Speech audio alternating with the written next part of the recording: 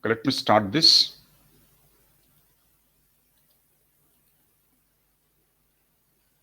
Just about table screen element, we'll try to create one simple form for accepting some input. Based on that input, we'll try to display collection of output records inside table.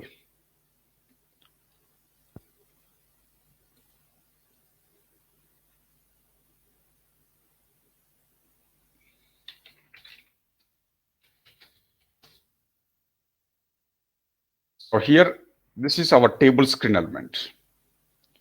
I just want to create a simple form just above this table.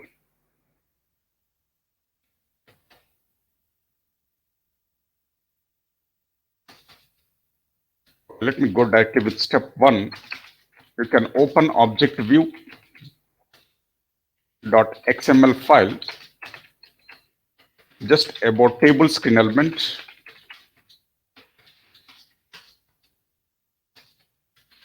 Create simple form. This is for accepting input with labels and input fields.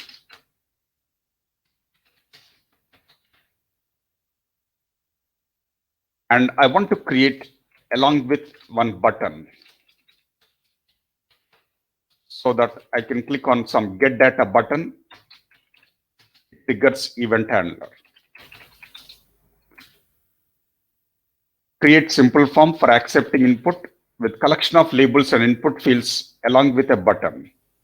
Button will trigger press event. Press event will try to trigger event handler. In event handler, we are going to write some functionality. So first, let me do that.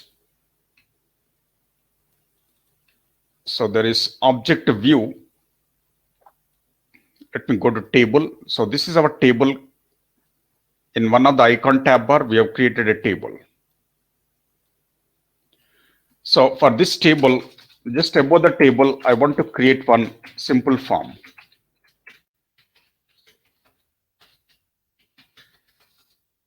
Use begin tag, end tag, and you can provide some layout inside the simple form.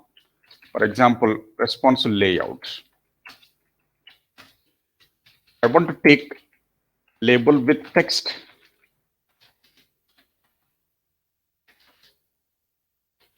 And use design. So like this, let me take 2 input fields and 2 labels. One of the label, for example, I want to accept country. Another label, I want to accept, for example, salary. So this label, first label, I want to associate with first input field. And that input field should have ID property. For example, let me provide ID as my country here. Default value, let me make it blank. Width, we can use, for example, 200 pixel.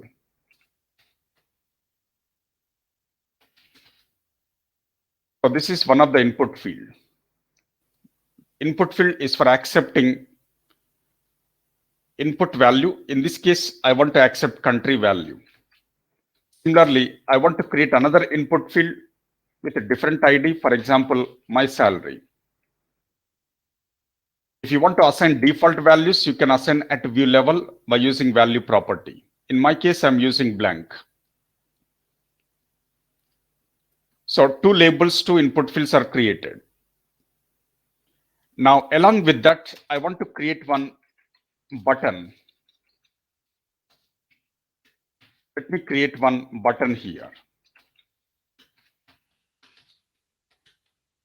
Example, get data.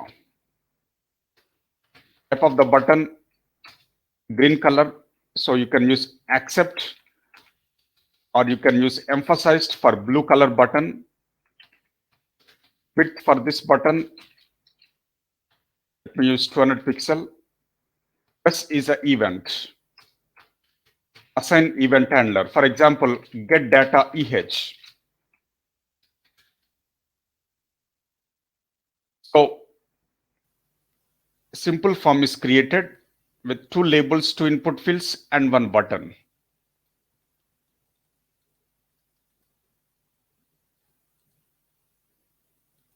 So you can see now 2 input fields and 1 button is created. As get data button, it's a blue color button in this case. So like that, you can create n number of input fields, create 1 button action. Based on that, you can filter the data in this table. There are different ways of doing it. Let us go with simple form here. So this is technically step 1.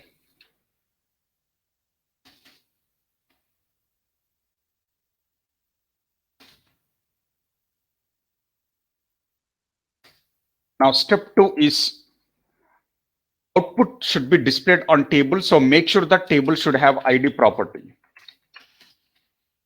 Provide ID for table screen element because I want to utilize this table screen element from controller. From controller, I want to filter the data in a table. So I want to operate table from controller event handler. So make sure that there is ID property for table screen element.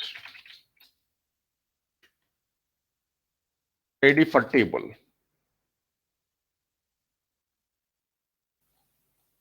So here, let me go to this table. For table, I'm using ID. For example, my table. Make sure that ID is unique. In our case, we are using ID for table as my table. So that is technically step 2.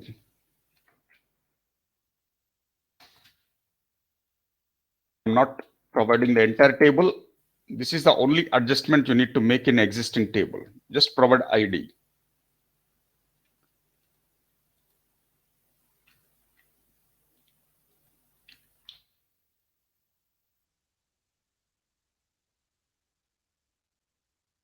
So simple form is created here according to step 1, which contains mainly 2 input fields with ID property here. And there is a button, press event assigned with event handler.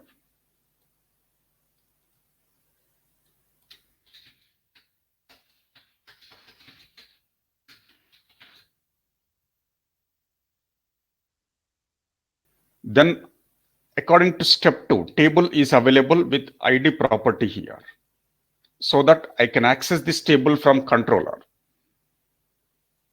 I can make this table output dynamic.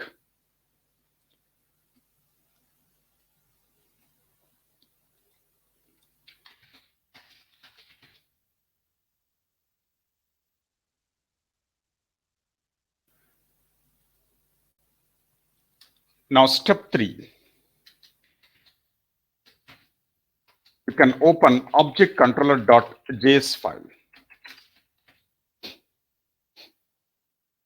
Implement get data event handler.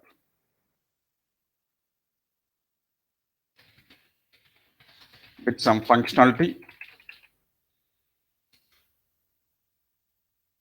We are going to write 5 to 6 lines here. Step 4, you can save all the files, that is view file, controller file, and run the app.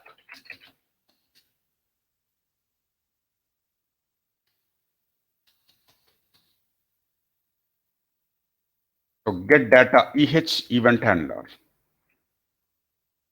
You can go to object controller because the screen elements are part of object view. So you can go to object controller. Scroll down and here we can add one more event handler. At the end of existing last event handler, use comma separator, provide new event handler with function keyword.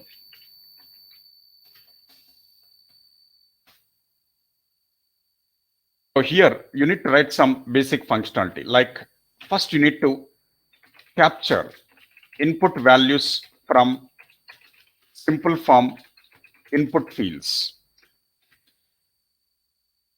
In this event handler, you need to capture input values from simple form input fields.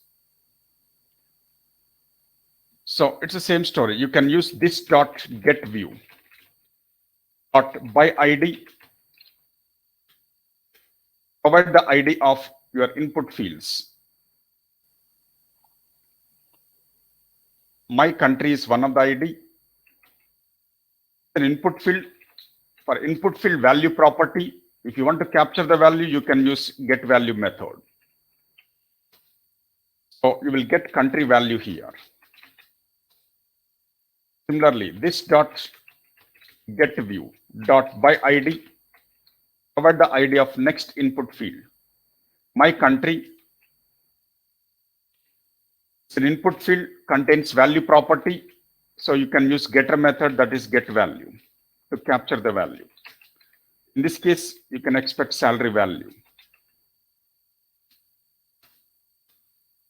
So you can just capture input values from simple form input fields. In this case, country and salary. Those values we are expecting. So after capturing input values from simple form input fields, you need to deal with the output table. So for that, it's better to get the reference of output table. I want to display output on table. So get the reference of output table. If you want to do this on list, then get the reference of output list. If you want to do this functionality on charts, then you have to get the reference of output chart. So it can be applied on any screen element. It can be table or list or something like charts. My output is expected on table, so get the reference of table. If output has to be filtered on list, then get the reference of the list.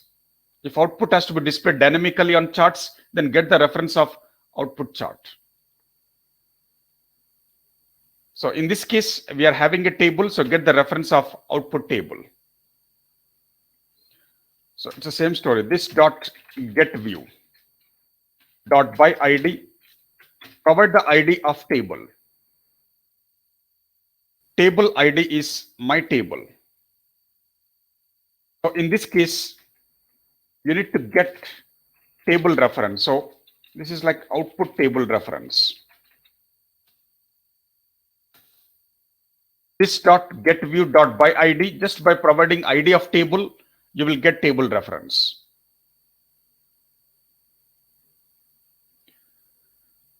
Now you need to generate filters. We need to generate filters for two input fields. So here, create filter with filter operator.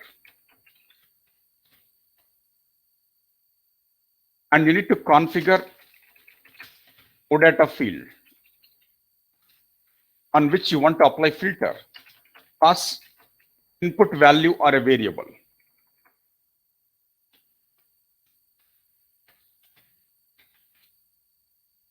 To create filter object with filter operator, configure OData field on which you want to apply filter, pass input value or a variable.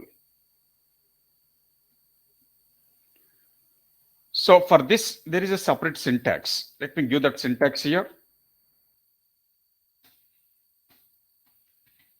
Syntax to create filter with filter operator. Configure OData field. For this, you need to use one syntax here. You can use where keyword. Provide filter object name. For example, filter object 1. In this case, you need to create an object for filter class. You need to create an object for filter class. In that case, you have to use new keyword to create an object. Filter class belongs to,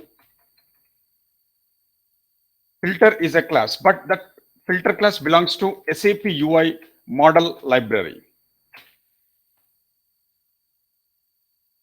So we are trying to use new keyword to create an object for filter class. In this case, filter class belongs to SAP UI model library. And here, while creating object for filter class, you need to configure OData field on which you want to apply filter. And you need to provide filter operator here. Greater than, less than, between, equal, not equal, starts with, ends with. You can use any filter operator here according to syntax.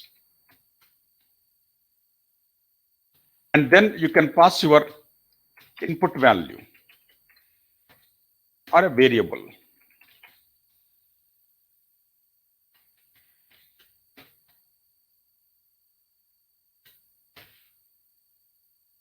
So we're trying to create an object for filter class by using new keyword.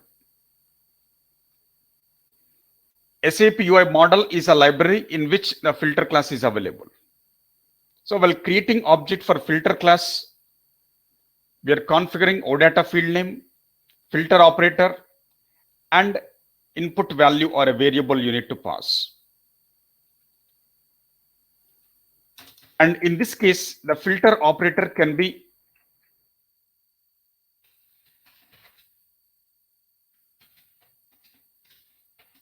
filter operator supports below options. So you can use SAP UI model.filter operator is a class. In that class, there are some constants. EQ is for equal. EQ is equal. NE is not equal. And you can use any. I think that's newly introduced. And then there is less than or equal, LE. LT is less than. TE, greater than or equal. TT is greater than. And there are other options like starts with and ends with, especially for strings, I think. Contains. So these are various filter operators. Similarly, there is between. BT. BT is between. So these are various constants provided by SAP to support filter operators. EQ, NE, NE, LE, LT, GE, GT, starts with, ends with, contains, between. All these are constants available in filter operator class. Filter operator class belongs to SAP UI model library. So you can use any of these filter operators for each of your input value in this section here. While creating object for filter class, you can supply any filter operator which is given here. So this is the overall syntax you need to follow to generate filters. Okay, so let me use this syntax. I need to generate filters for country as well as salary. For two of the input values, I want to generate filters with filter operator. So let me use that syntax here. Let me make this as filter 1. I want to apply filter 1 by creating object for filter class. So I want to configure OData field, that is one of the field is country. And you need to pass filter operator for country variable here. So let me pass that country variable. It holds a value at runtime. Similarly, let me use same approach. This is like filter 2. And let us create second filter on salary OData field. And here I want to apply filter operator for salary. The salary is a variable which will fetch data dynamically in this case. Now the filter operator I want to use for country is equal. On salary, let me use greater than. So let me use first filter operator, that is EQ, equal, on country, greater than GT, that I want to use it on salary. So we are trying to generate two filter objects, filter one on country, filter two on salary. We are configuring OData field country here, salary here. We are trying to supply filter operator EQ on country, filter operator GT on salary. And we are passing the variables which will get the values dynamically from simple form input fields here.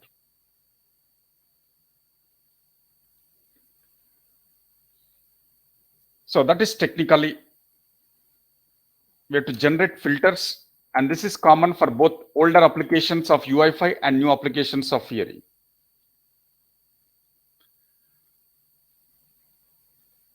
The next step is you need to generate, or you need to get access of table items aggregation property. Get access to table items aggregation property, because that has to filter the data and it has to display the final output. So you need to get access, or you can get the reference of table items aggregation property here. Table contains items aggregation property. You have to get the access to that. Then only you can apply filters in the next step. The output has to be displayed by using entity set with aggregation property along with filters. So get access to items aggregation property of table. For that, you can use this table reference. You can use table reference dot get binding of aggregation property, that is items.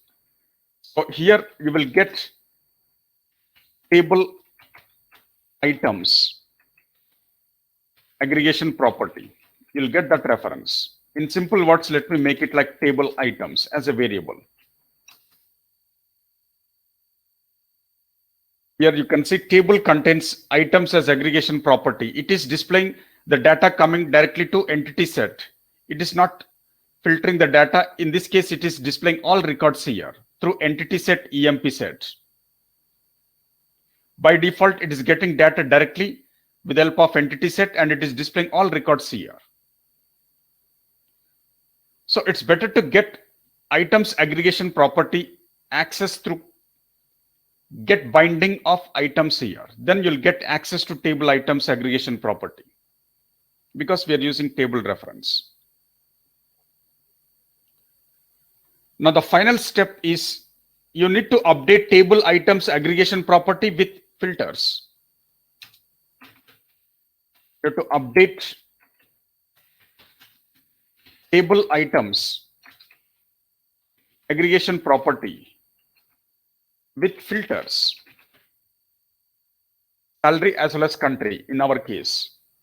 So that's the reason why you can use table items dot. You have to use filter. Filter is a method. Filter is a method. You can call it on table items aggregation property.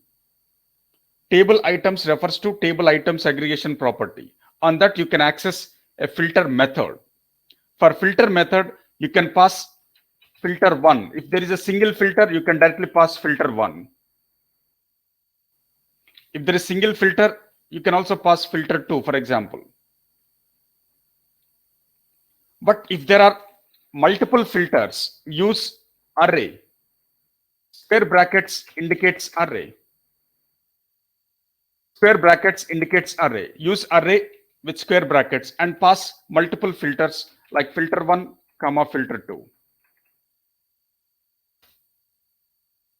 Filter 1 is for country, filter 2 is for salary. Very simple. So that means table items aggregation property will display the output data through entity set based on these filters, filter 1 and filter 2.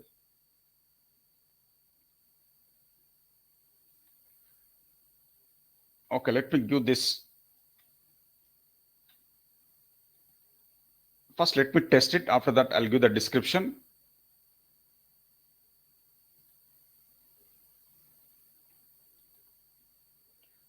So now you can see by default, it is displaying all records here, all 44 records in this case.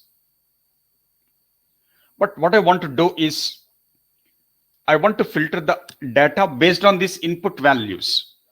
For example, I want to display records matching with country India and salary greater than 90,000. Get data here.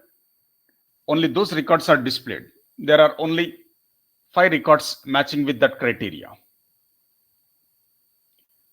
Country India, salary greater than 90,000. So only 5 records are available. Those records are displayed here. And country matching with India in this case. So suppose country India, salary greater than 60,000. Now you can see there are almost like 18 records. You can see that. So in this case, table is displaying records matching with country India and salary greater than 60,000. Those records are displayed. Let me make it, for example, 75,000. Click on get data. You can see only few records are displayed here. Okay, let me just take the screenshot. This is how you can test it. We have created input form to accept input along with a button with an event handler. This is for input purpose and table is for output purpose. We're capturing values from these input fields. We're triggering button action so that the output is displayed on table with filter values, according to filter values.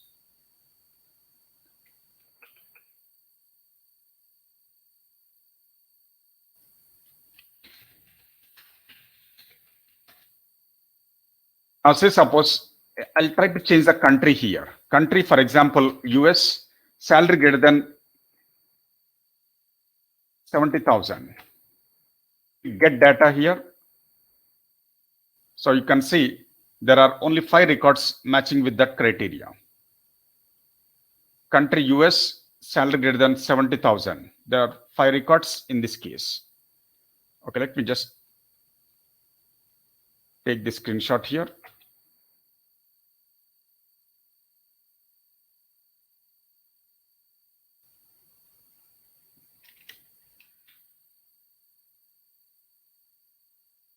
Now let me change country to something like UK, salary greater than 40,000. Click get data here. You can see there are 6 records matching with that criteria. All records matching with country UK in this case and salary is greater than 40,000 in this case. So it's displaying according to our expectation here.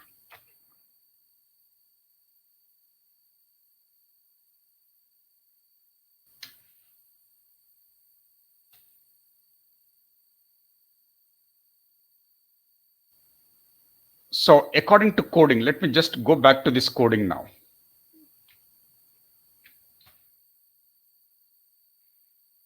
So this is a code we have implemented to achieve that. We can use different filter operators. But here, according to step 1, we are trying to capture input values from input fields by using same technique like earlier.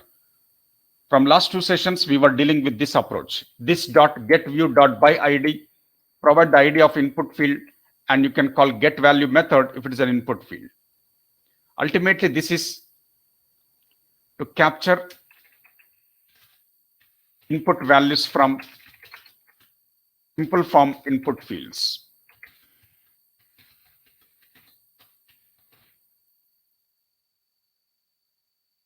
Capture input values from simple form input fields. After that, we are getting the reference of a table screen element because output has to be displayed on table. So get the reference of output table. Get the reference of output table. And then we are trying to create filter objects here. We are creating filter objects for filter class. To create object, you have to use new keyword. New is a JavaScript keyword. You can use that new keyword to create an object for any class. In this case, filter is a class. And we are providing OData field name. And we're providing filter operator. And then we are supplying input values through variables. So whatever values are captured here, country and salary, those values we are passing through variables here dynamically. If you want, you can apply if-else conditions. All those things are possible. Country, salary, which is captured from simple form input fields, we are passing to filter objects here. So that means here we are trying to create filter with filter operator. Create object for filter with filter operator. And not only that, configure OData field on which you want to apply filter. And pass input value or a variable. All those things we have done here. Now by using table reference here, we are trying to access the table items aggregation property. Because aggregation property has to be updated with filtered data. So you need to get the access to table items aggregation property here. So this is like get access or reference, whatever, of table items aggregation property.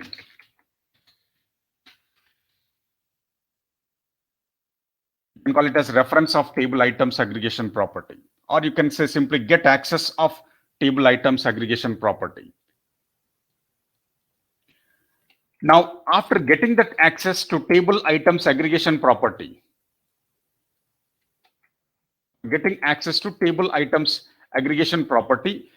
on that table items aggregation property, you need to call filter method and you need to pass your both the filters according to this example. If you want to use, you can use conditions for this filter method.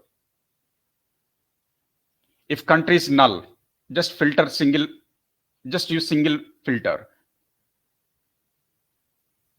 Something like that. You can apply different conditions, but here filter is a method and you are trying to pass both the filters, filter 1 and filter 2. So table items aggregation property will display the data coming to entity set based on these input filters. Right. So in this step,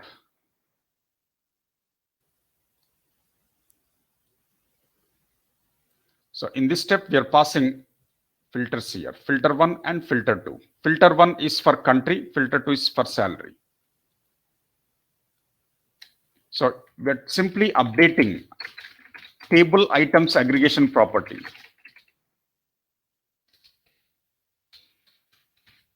We're updating table items aggregation property with filters.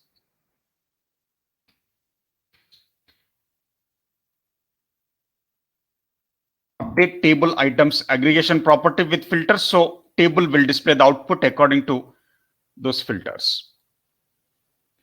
So here filter 1 is working for country, filter 2 is working for salary.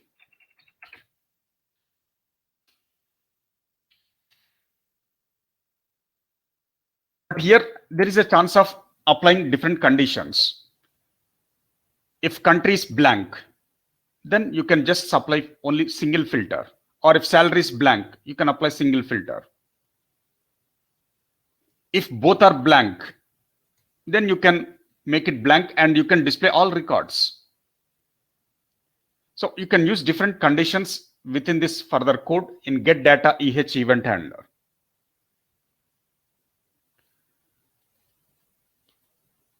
So this is like your get data EH event handler. So suppose here, if you want to apply conditions, you can try like this. If country is equal to something like blank,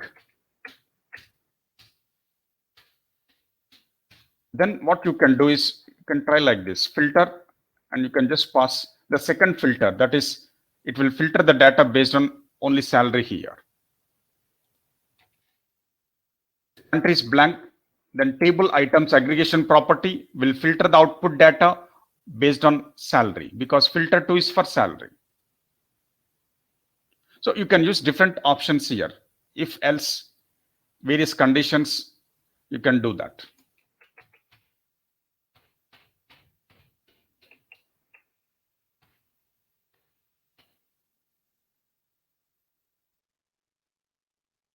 Now let me go to next topic where we can use charts. On charts also you can do this. Okay, first let me test it. If it is working, then I'll copy this code. So here country is, for example, India, salary greater than 45,000. So the data is filtered. Country US, salary is greater than 35,000. So data is filtered and we are expecting latest records according to filters. Country UK, salary greater than 60,000. There are only 4 records. So it's working according to that get data EH event handler.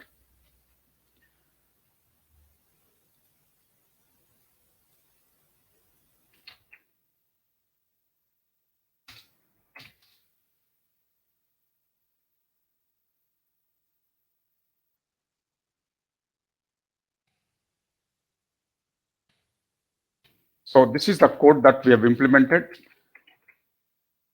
inside get data EH event handler.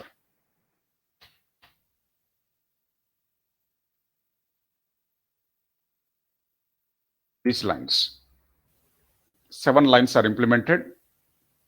First 2 lines is capturing input values.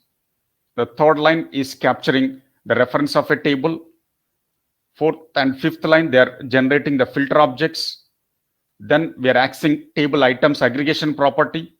And finally, we are updating table items aggregation property with filters, filter 1 and filter 2.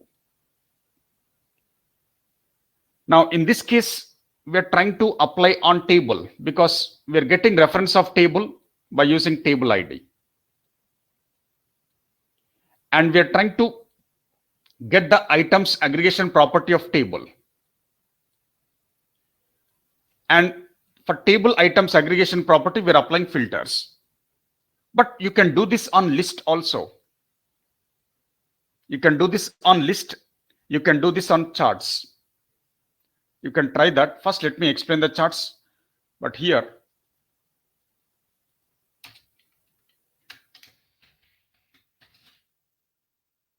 so charts are used to display output in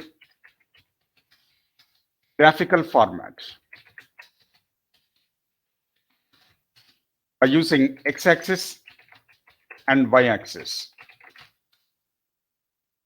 Charts are used to display output data in graphical format by using x-axis and y-axis. And SAP has provided different types of charts here. different types of charts.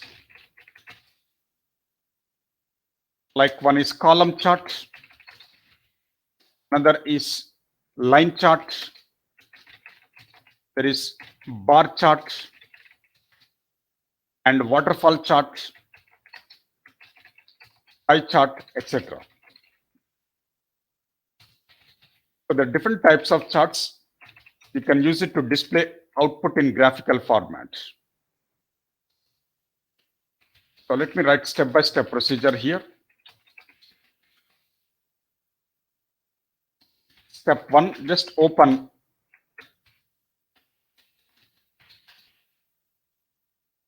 object-view.xml file. And for charts, you need to register the libraries. For charts related classes comes from various libraries. There are 3 libraries you need to register. Register the libraries related to charts on top section of a view.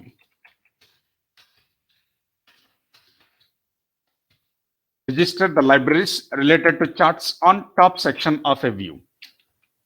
So that is basically step 1.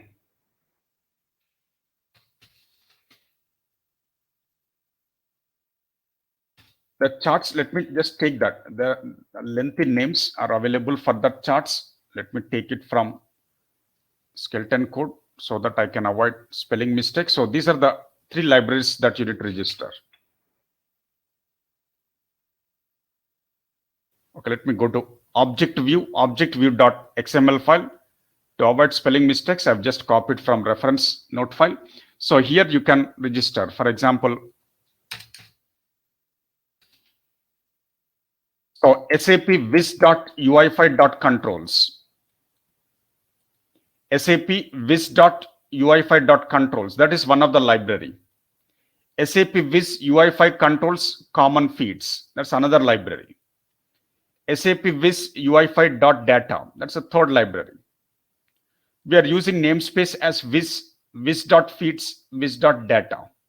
So these 3 libraries are required to utilize different types of charts in our feed applications. Okay, let me just take the screenshot. Hit register on top section of your view, which you are already aware of. And these are the library names that you need to remember for utilizing charts. In our case, in object view, we have added these 3 libraries to make use of charts.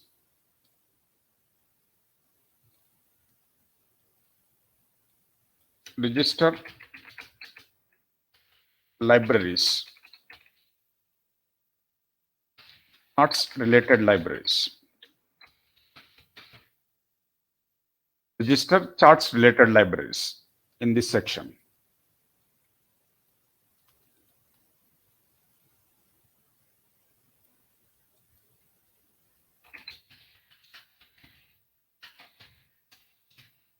This is step 1 according to our procedure.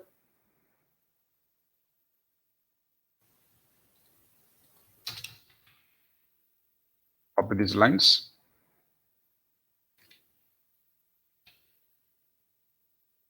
SAP Viz UI5.controls, SAP Viz UI5 controls.common feeds, SAP Viz UI5.data. 3 libraries with 3 different namespaces we have registered here.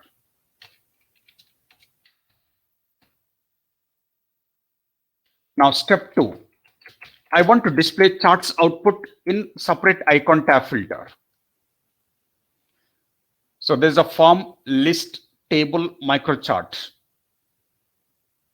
But I want to add one more icon tab filter here so that I can display charts related output and I can play with different types of charts. For that, let me create one new icon tab filter.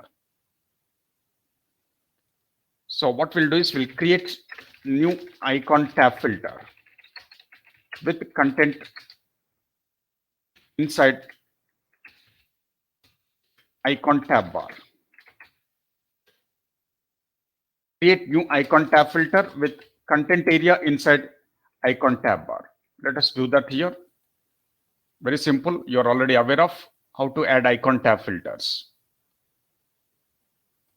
So you can see there is end of icon tab bar with items. Inside that, you can add one new icon tab filter. Icon tab filter. Use begin tag, end tag. We are adding icon tab filter within this icon tab bar item section. And icon tab filter basically contains content section. Icon tab filter contains content section. So that you can display screen elements, one or many screen elements. So here, icon tab filter, within this, can provide some text, for example, charts. Let me use icon color. For example, positive. Let me use some icon, SAP-icon : / for example, accept.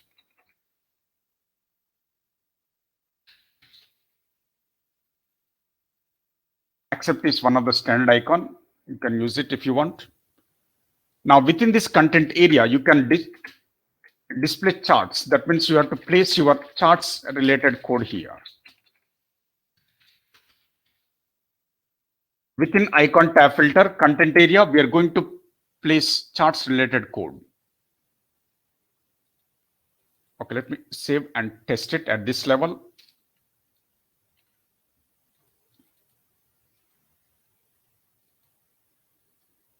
So there is new icon tab filter with accept icon, and the content area is empty here.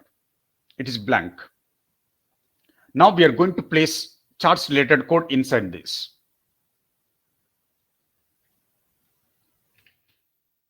So that is step 2. Create new icon tab filter with content area inside icon tab bar. This is a code you can try. Ultimately here, we are going to place charts related code.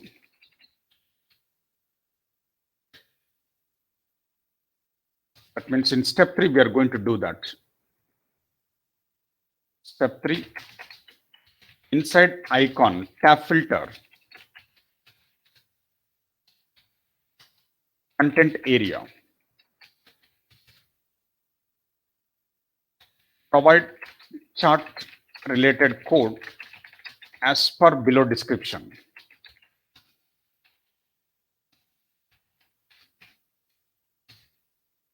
So you need to understand several things here.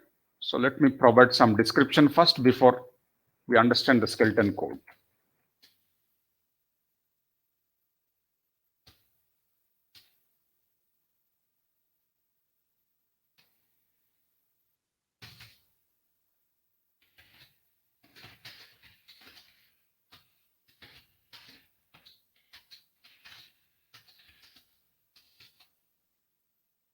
Okay, so what exactly we need to do? Let us understand that. To generate charts related code, what you do is first create one this frame.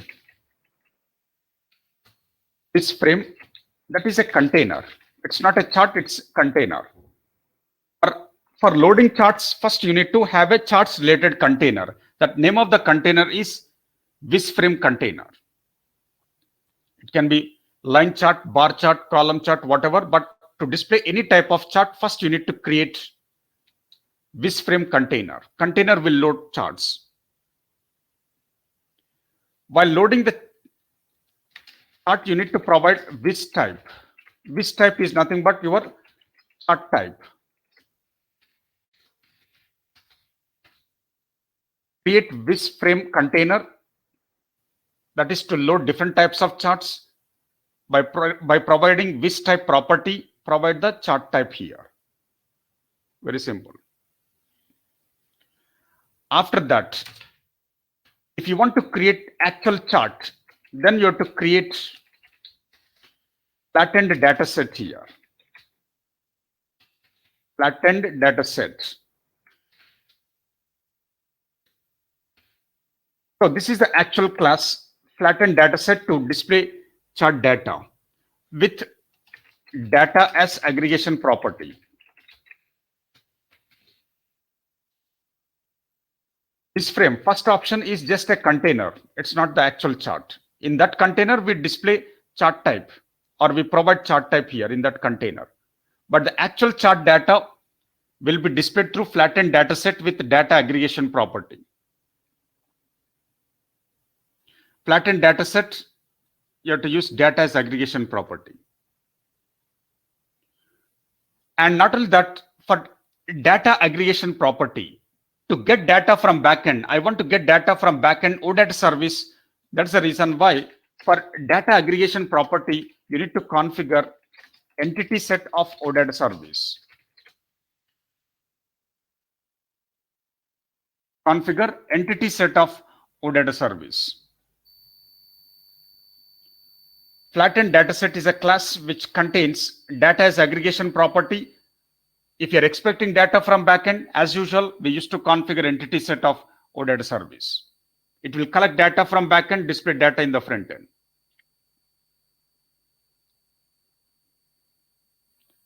Now, not only that, for x-axis, use dimensions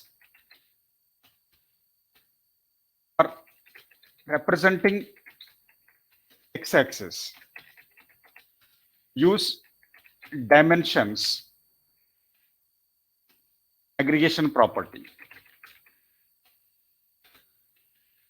For representing, just for representing x-axis, you have to use another aggregation property, that is dimensions is aggregation property. With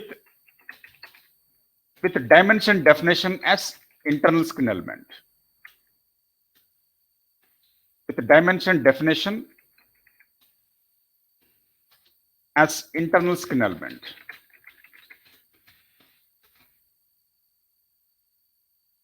And dimension definition internal skin element contains what? Value property.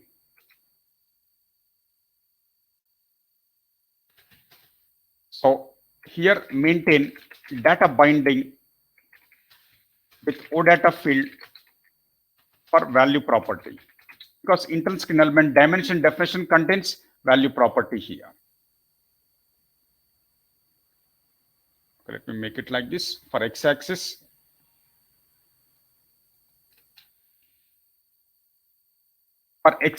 we have to use another aggregation property, that is dimensions. For dimensions aggregation property, it supports dimension definition as internal skin element.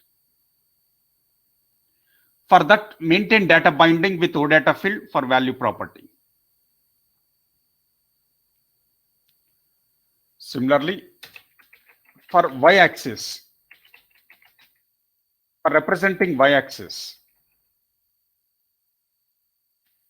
use measures aggregation property. For representing y-axis, we have to use measures as aggregation property. For this, you need to use measure definition as internal skin element. You have to use measure definition as internal skin element.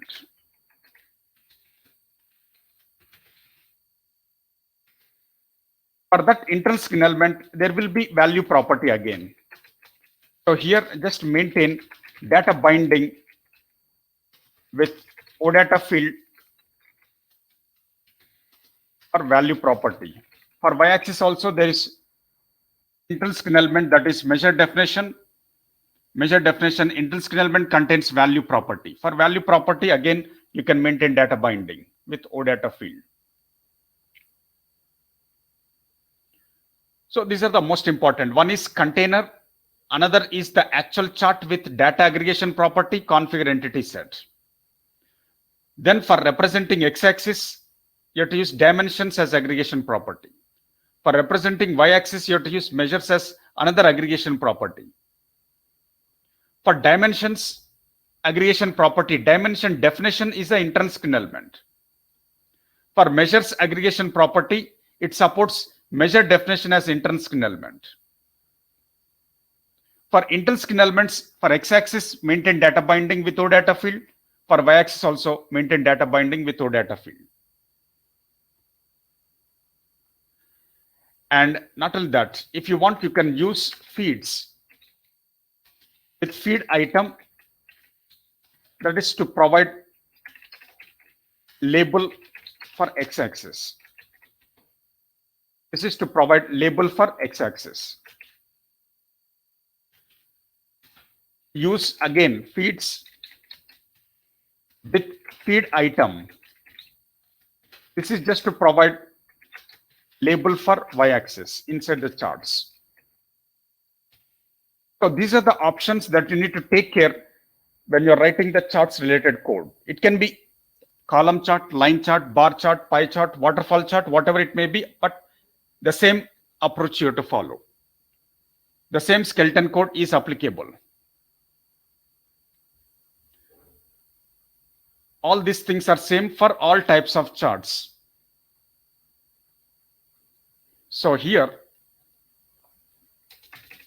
I'll just take the skeleton code and then I'll try to make you understand what exactly we have understood in the description.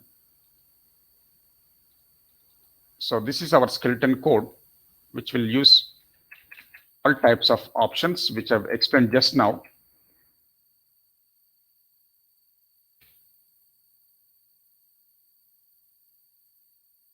Okay, so here,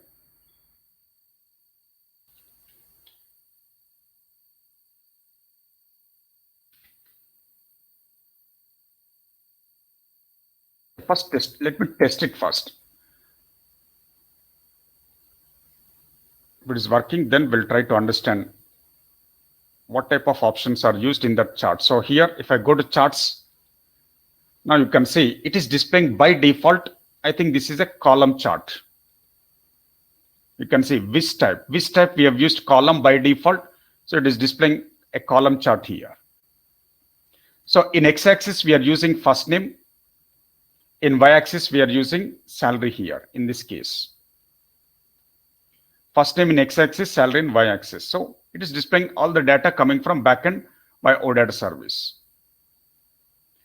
Now I want to display bar chart. Then you can change the chart type here. Which type as bar. Which type as bar. Then save and run. So if I go to charts, now you can see this is a bar chart here. X-axis becomes y-axis, y-axis becomes x-axis. Column chart, bar chart, they're opposite here. So first name is displayed as part of y-axis here, salary is displayed as part of x-axis. But ultimately, the same code is applicable. So this is a data coming from backend via OData service. For all those records, this is the data that is generated. Employee salary comparison, something like that. Now I want to display line chart here. Go to which type and change the chart type to line.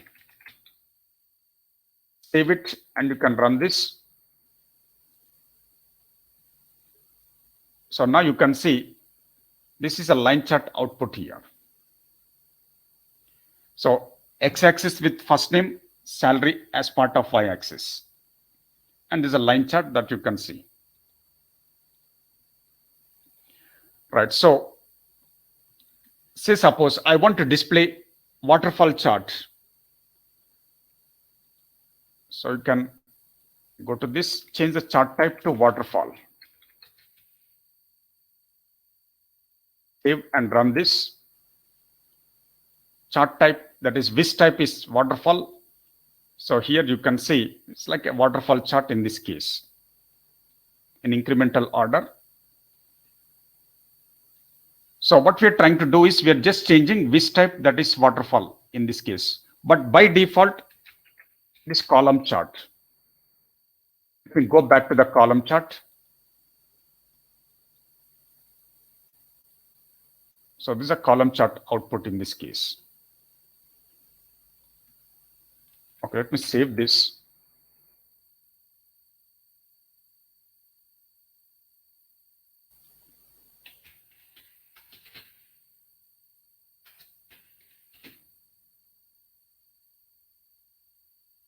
Let me use all these things like bar chart.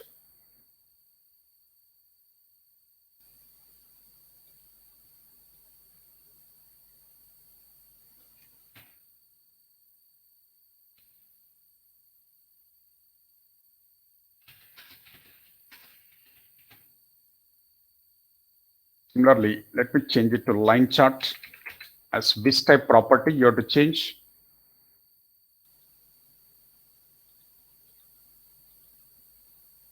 So line chart output.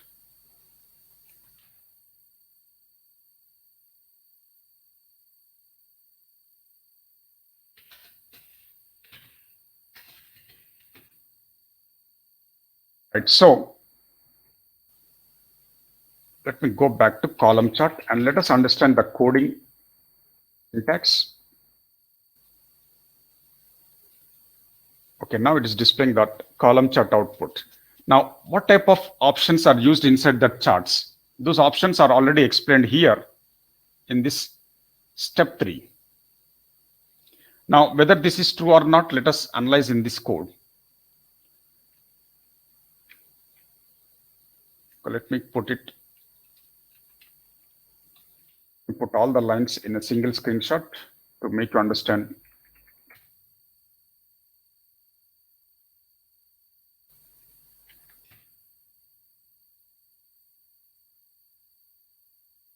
So here, this is the overall charts related code.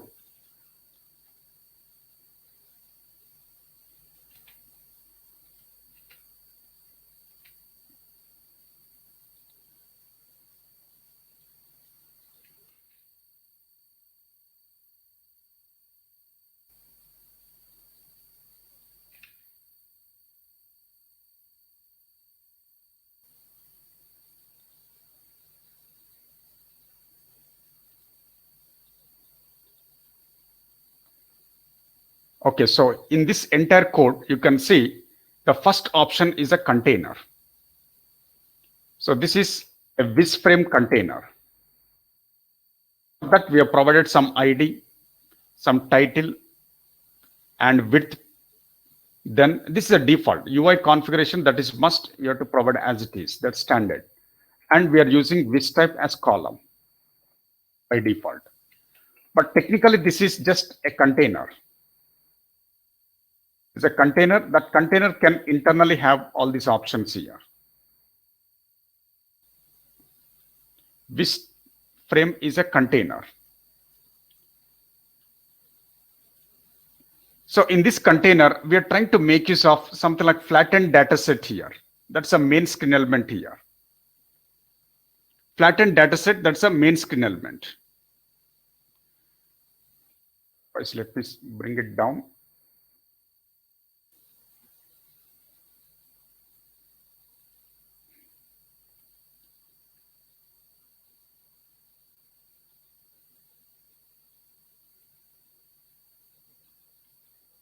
Okay, so here this is the container. We call it as chart container. That is nothing but this frame container to display different types of charts. For chart container, what we're trying to do is we're trying to provide chart type. Here we are trying to provide this type. This type is nothing but chart type. This type is technically the chart type here. So you can use any type of chart according to your requirement. Let me add this. Here you need to provide chart type, or let me make it like this type. This type, it can be like any of these options. It can be like column, line, bar, waterfall, something like this. You can use any of these options.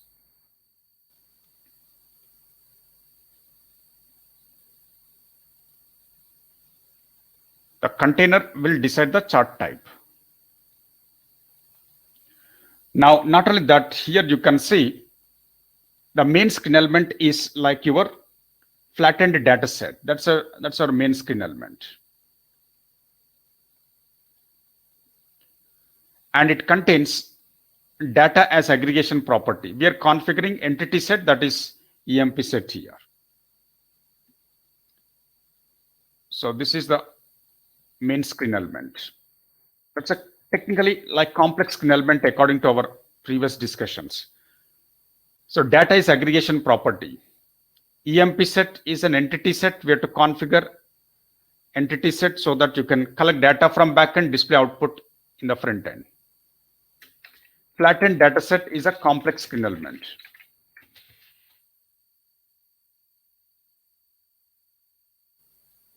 Then data for table items is aggregation property. For list items is aggregation property. For microchart, data is aggregation property. For chart also, data is aggregation property. The aggregation property. For fetching data from backend, you have to use this property. Data is aggregation property. And here EMP set, we are trying to configure entity set of OData service.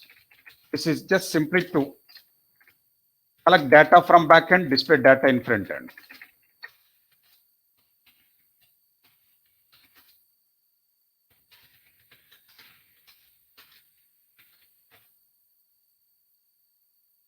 Configure entity set of OData service. This is just simply to collect data from backend and display data in the front end. That you are already aware of. Wherever there is a complex screen element, aggregation property, if you're expecting data from backend, then you have to configure entity set of OData service. This is a technique we were following for almost all the complex screen elements. Microchart, table, list, multi-combo box, multi-input, drop-down, combo box, radio button group. We have followed the same approach. So here, representing x-axis, there is one of the aggregation property, that is this one, dimensions. Dimensions is one of the aggregation property here. For representing x-axis, measures is another aggregation property for representing y-axis. So let me just highlight here.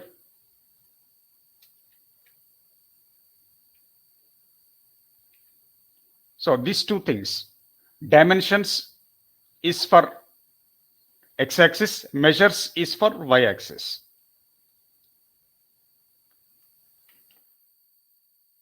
Let me repeat, for representing x-axis, you have to use dimensions as a aggregation property. For representing y-axis, you have to use measures as aggregation property.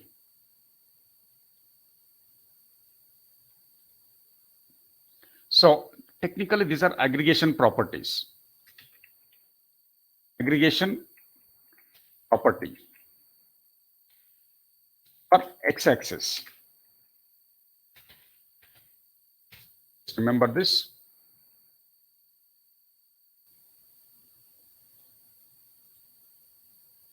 Okay, aggregation property for x-axis. Similarly, let me put it here. Aggregation property for y-axis.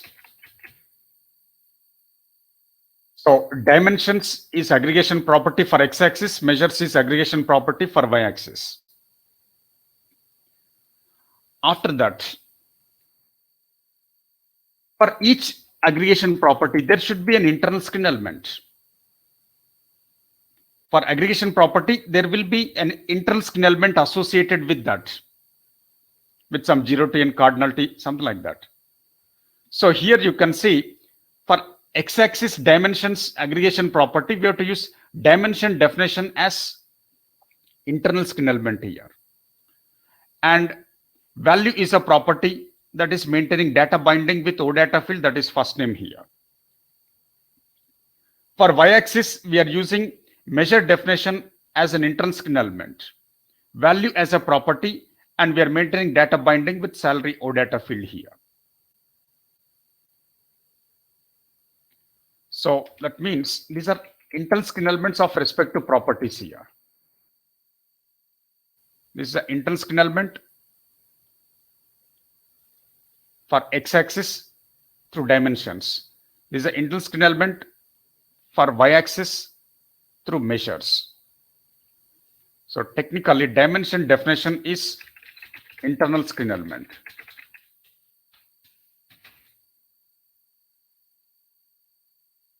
And measure definition is also internal screen element here.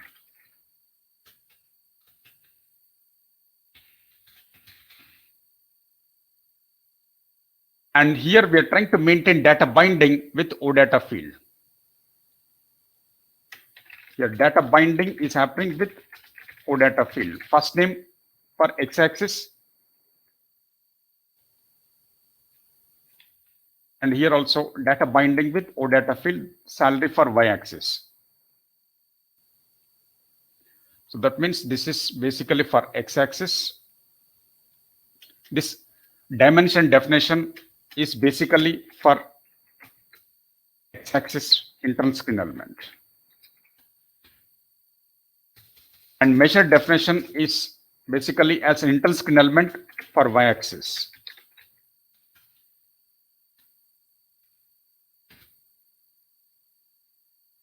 This is how the charts are designed. And then there are other options like feeds. Feeds is just for labels. Here you can see there is feeds option in a container. Feeds option is for labels. By using values, you can represent labels. But actual data binding is happening here. Actual data binding is happening here. The data is getting from backend to frontend by OData service because of this data binding for these respective fields. But these are just labels. And there are other options which are standard. You have to use these standard options here. There is no change in these lines. Okay, let me make it here. This is for labels. Label for x-axis, label for y-axis.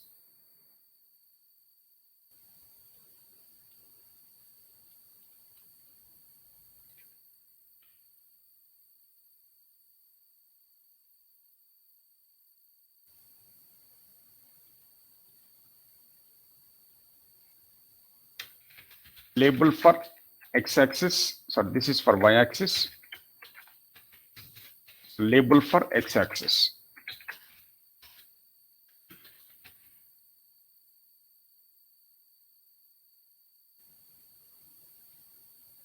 So these are the things that you need to consider while using different types of charts in a chart container, that is WisFrame container.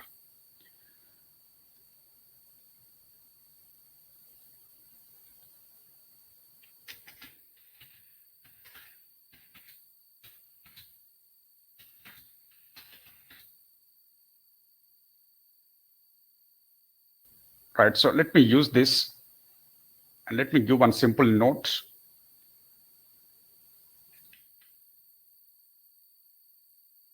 In the above code, you can just change the chart type according to your requirement. In the above code, we can change this type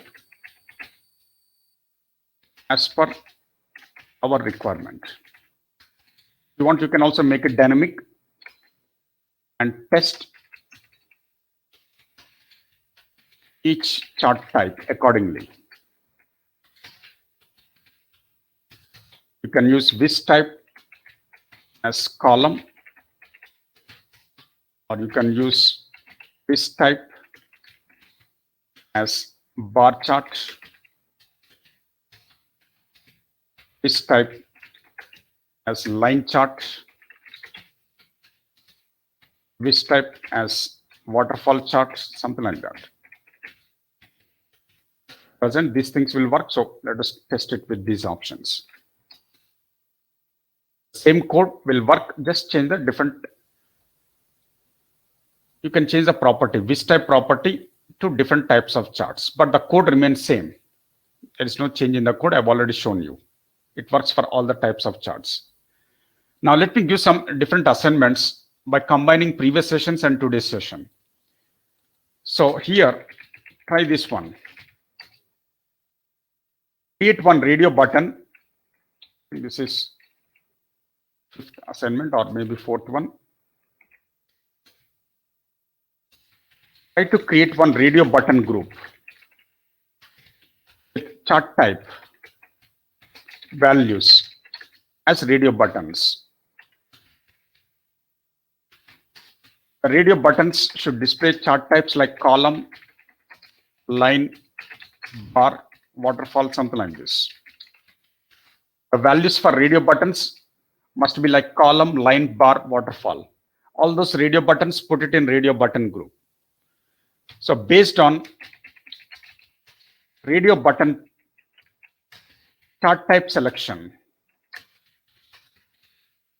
based on radio button chart type selection, the corresponding chart must be displayed dynamically. Must be displayed dynamically here. Based on radio button chart type selection, the corresponding chart must be displayed dynamically. If user selects column radio button, display column chart. If user selects line radio button, display line chart. And if user selects bar radio button, selected bar chart, you should display dynamically. So that means something like this. Okay, let me go to reference example to make you understand the assignment.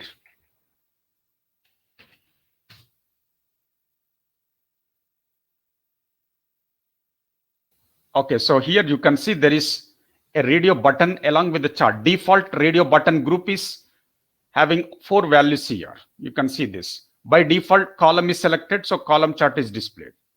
If I select line chart, it should display line chart dynamically. Just we have to write 2 lines of code, that's it. If I select bar chart, then bar chart is displayed. If I select waterfall chart is displayed. So based on radio button chart type selection, that corresponding chart is displaying the data dynamically. The same code for charts, but in event handler of radio button group, you need to write just 2 lines code to do this.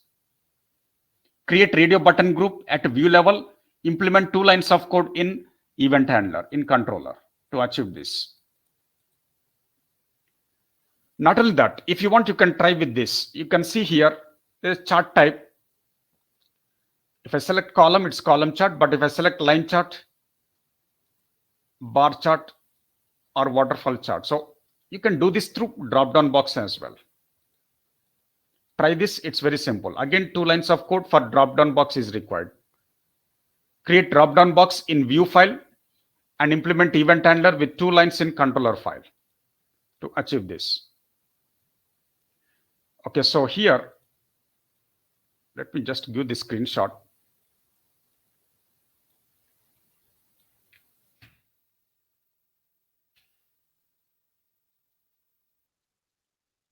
It's like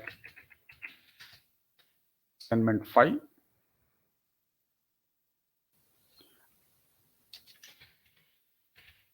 Let me give one more assignment that is like just drop down. Create drop down box with chart type values.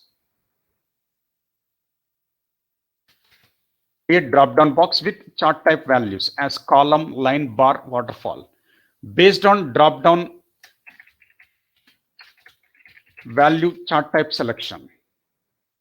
Based on drop down value chart type selection, the corresponding chart must be displayed dynamically. Just now I shown you. Try this. And there is a different type of assignment here. These two are almost same. Instead of using radio button group, we are using drop down box. But overall output behavior is same for these 2 assignments. Now there is another assignment try this. This is very important. So here, what I want to do is I want to create, let me check whether there is any reference for that. Let me try.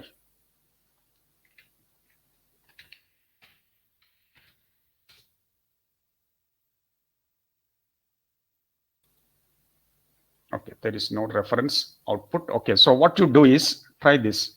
I've tried it, it will work. What you do is try to create a simple form just above chart. Just above the chart, create a simple form with two labels and two screen elements. That means two input fields, one for country, another for salary, something like that. And create a button, same like today, create button and assign event handler.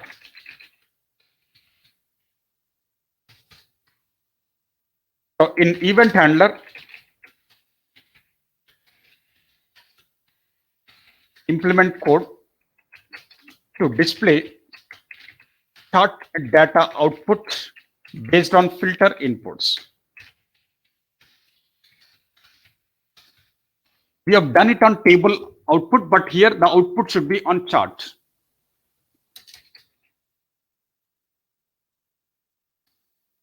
So just above the chart, create simple form with two labels and two input fields. For example, country salary. Create button, assign event handler. In event handler, implement the code such that it will display the chart output dynamically based on filter input. It has to display chart data output dynamically based on filter input.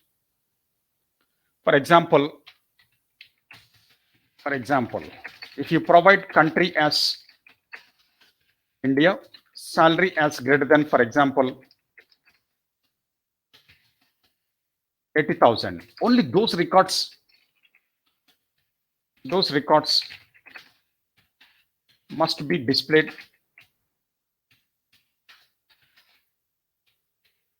Those records must be displayed dynamically on a chart.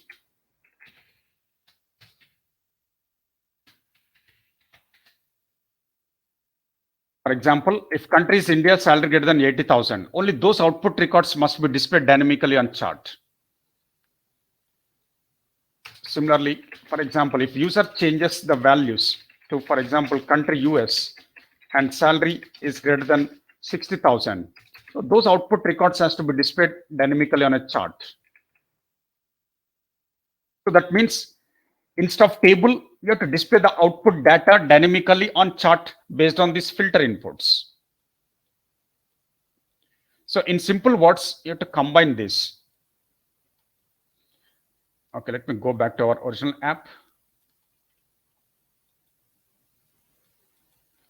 So here we have done it on table by creating simple form button just above the table. This is what we have done. Input form, button, and the table output. But what you do is, this should be as it is. You can use this just above the chart, and below this there should be a chart output here. That means, for example, think like this. You want to complete the assignment, then here, then you can like this. So what I mean to say is, input is through simple form. Input is through simple form. There's a get data button, and output has to be displayed accordingly. This, if there are 30 records matching with that, those 30 records has to be displayed in this chart. If 10 records are matching with that input filter criteria, then those 10 records has to be displayed in this chart. So input simple form, get data button, and something like the chart output here instead of table output. Chart output data is dynamic here. Try that. So form input and chart output dynamically. This is like now the assignment. Try this.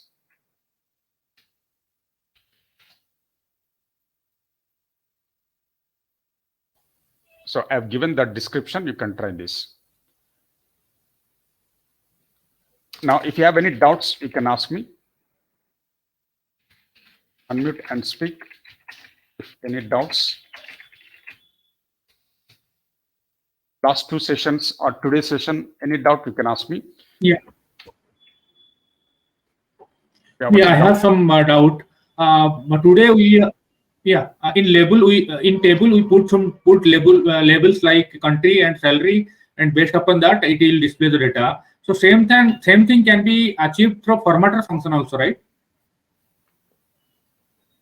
No, formatter function will not filter the data. It is not for input fields. You can't apply formatter function directly on input field.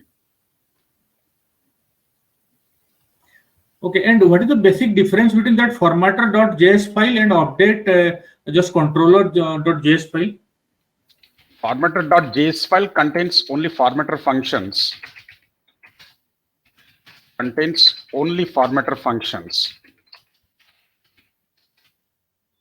But object.controller.js file contains event handlers. Event handlers are button or radio button group or combo box or something like that. It can be for table, anything. So it contains event handlers in simple words. Formatter.js file contains only formatter functions, where formatter function is executed for every record in an entity set or a table, depending upon which you apply.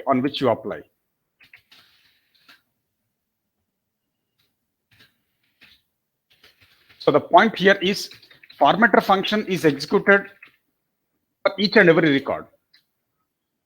Formatter is executed for each and every record, but event handler is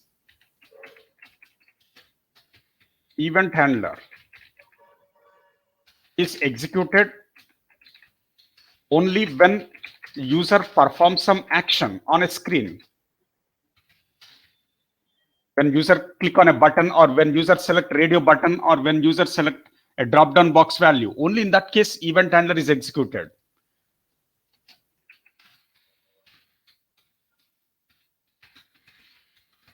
So there's a lot of difference here.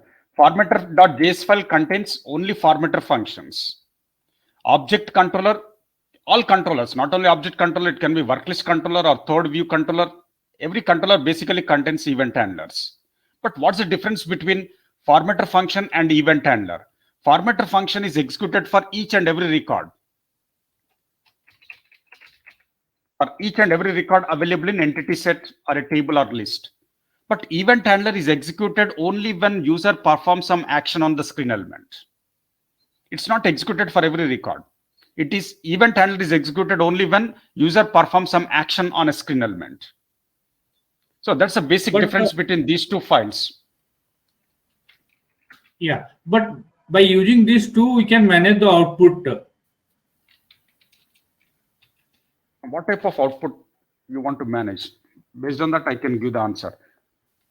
Yeah, actually, in case of formatter functions, as you see in the tables, we can add extra columns and populate the data. And here also, using this event handler, we can manage the output like for each and every record. Only then formatter function is required. But say suppose if I want to select a record, if I want to capture a record, then event handler is required. That event handler has to be implemented in controller. Because user is selecting a record, that means user is performing some action on the screen element. So that event handler has to be executed through controller.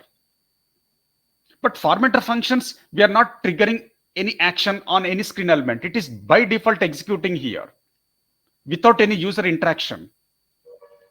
So the point here is formatter function is executed automatically without end user interaction. There is no user interaction for formatter function execution. It executes automatically for each and every record without any user interaction.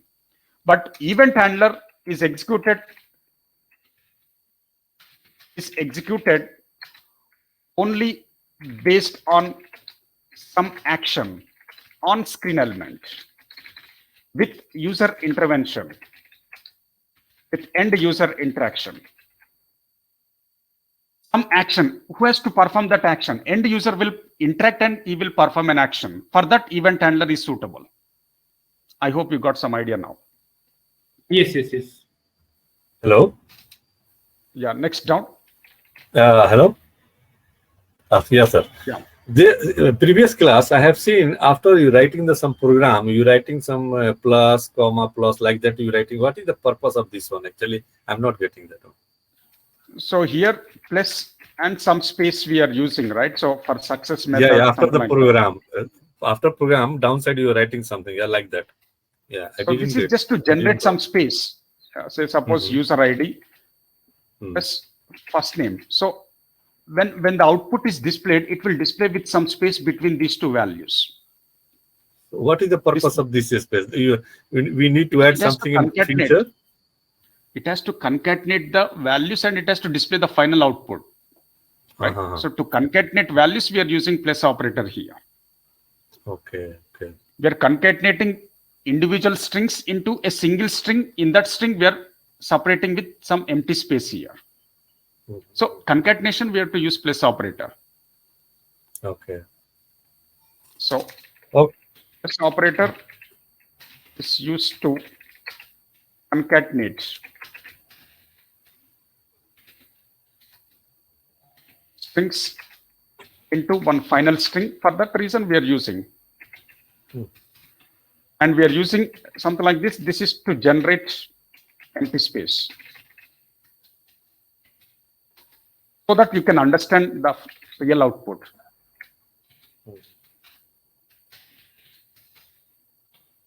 That empty space is not mandatory, but it's very difficult to identify the output if the space is not available.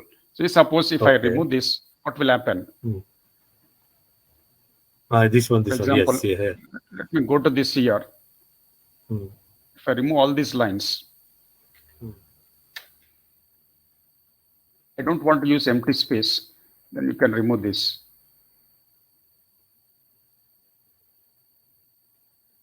It's difficult to identify that output. We are just concatenating the values and we're displaying the values without any empty space. Now, if I select a record here, now you can see everything is in continuous format. There is no space in between these values.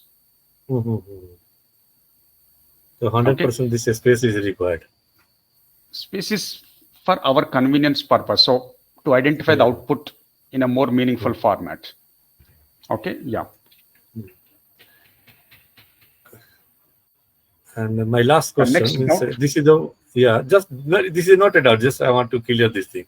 After completion of this course, we can work as a full stack development or only front end, sir? No, there is different meaning for full stack. Some people expect ABAP plus UI5 Fiori, all those, then you can call it as a full stack developer. In Java point of view, they will expect HTML, CSS, scripting, XML, then UI5 Fiori, then that's a full stack. So full stack has completely a different meaning. In SAP point of view, there is a different meaning. In Java, .NET point of view, there is a different meaning. Okay. So backend development we cannot do. Instead of calling it as a full stack developer, make it like whatever skills you have, just put those things in your resume. Don't use full stack as full stack developer because it will create a lot of confusion. In your resume, if you are from ABAP background, put ABAP plus UI5 Fiori or data, something like that. Instead of using full stack as a keyword, just whatever skills you have, just add those things in that resume instead of using a full stack as a keyword. Okay, sir. Thank you. Right. So next down. Okay, let me just highlight this. This is first question is very important because in interviews also they may ask you the difference between formatter function and event handler. First question. Fortunately, this is very important question. So formatter function is executed for each and every record without any user interaction. But event handler requires user interaction. Is executed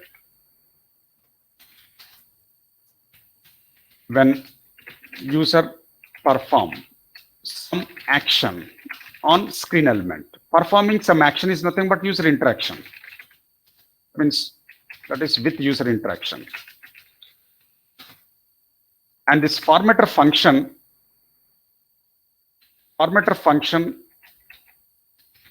is applied mainly to generate or to return value based on condition or virtual columns. Formatter function is applied mainly to return value based on condition for virtual columns. Or formatter function can be used, is also applied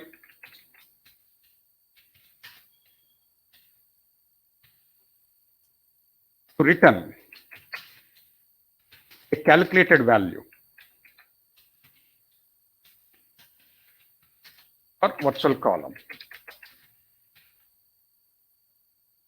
So these 3 points you remember for formatter function, but event handler is a different story. Event handler is executed only when user perform action on the screen element. That means with user interaction that gets executed. Event handler is not executed for every record. Event handler is not executed for every record. Event handler is executed only when user performs some action.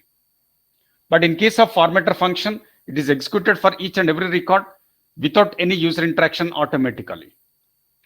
Let me make it like automatically here. So that's a basic difference.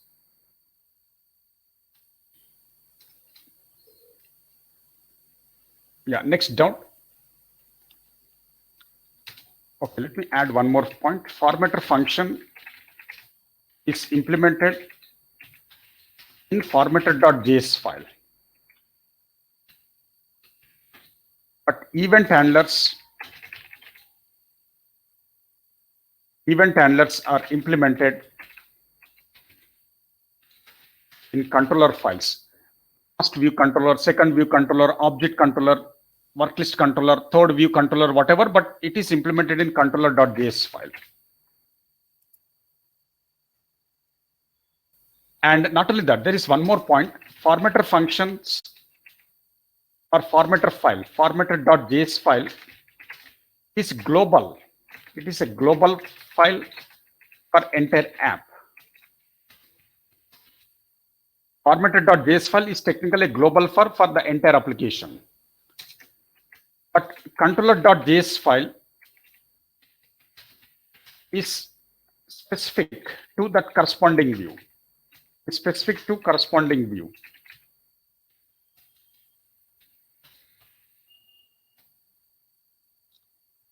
So these things will definitely justify this answer. Difference between formatter function and event handlers. Yeah, next doubt. Yes, Jitendra here. Yeah, what's the doubt? Sir, actually, it is no doubt. So actually, I'm facing some problems. Suppose I have a screen element, so reading those from the properties and events from on HANA-on-demand.com. So I'm not getting clear on that part. Means what you are getting, right? So here you can see, just follow this chart. This is the only thing that you need to remember. You need not really worry about documentation also. Here you can see in today's session also what we have done. We have used charts, right? For charts, we have used data as aggregation property. We configured entity set for aggregation property with OData service. and we have used dimension definition as internal screen element for x-axis. We have used measure definition as internal screen element for y-axis. Measure definition also contains value property for representing x-axis data. Measure definition also contains value property for representing y-axis data. So just don't worry too much about the documentation. Just remember this chart. This will help you in writing the code.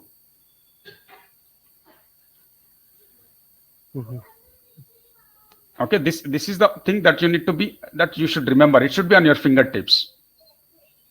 If you go to the documentation, there will be a little bit confusion because sometimes it will violate the rule. But here, this is the final thing that you can remember to run your output smoothly, to understand the screen elements easily.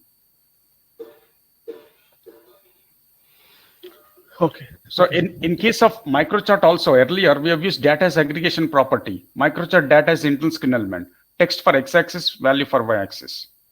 So almost all the screen elements follows this technique. So wherever there is aggregation property, for that we configure entity set. Wherever there is internal screen element properties, we maintain data binding with OData fields. Right. So the same thing, all the screen elements. So that's the reason why this is the most important diagram. This is a chart. This we call it as a tabular format, but it's very important. Yeah, I have a question. Yeah, what's it down? Yeah, inside aggregation property, we can use another aggregation property also, right? Yes, of course. And inside internal screen element, we can use another internal screen element also. Yes, we can use one aggregation property with internal screen element. Internal screen element can use another aggregation property.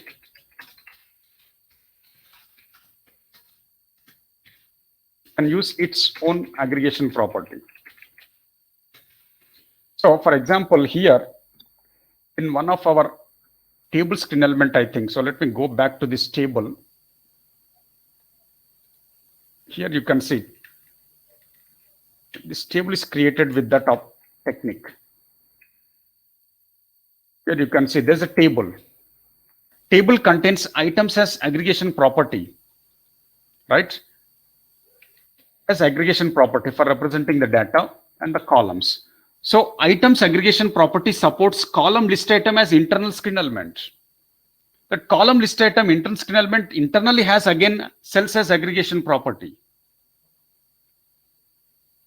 So table contains items as aggregation property, which internally supports column list item as internal screen element.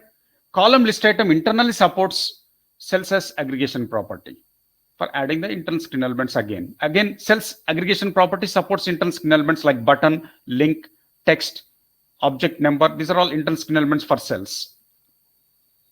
So that is possible. That means here, this is possible.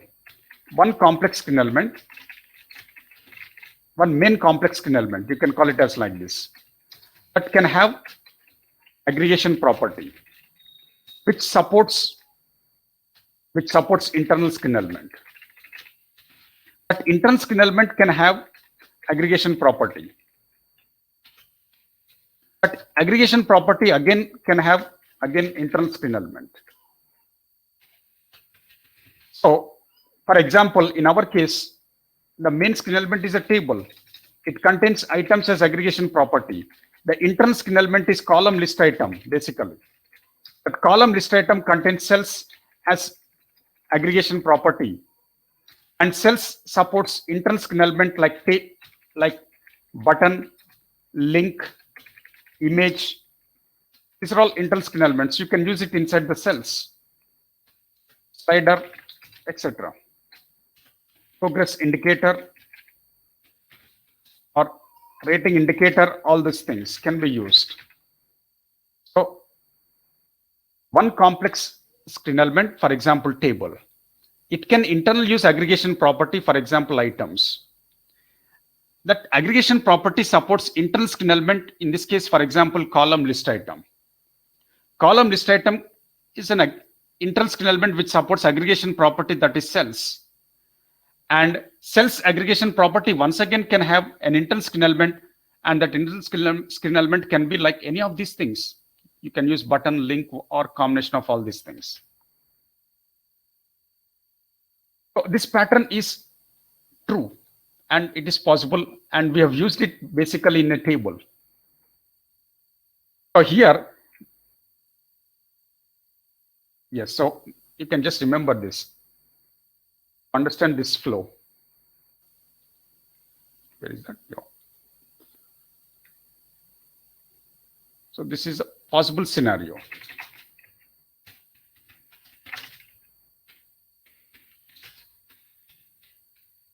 And we have used it on table.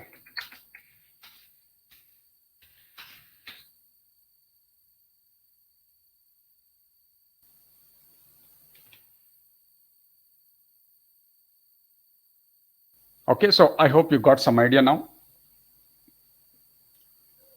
Manoj. Yes.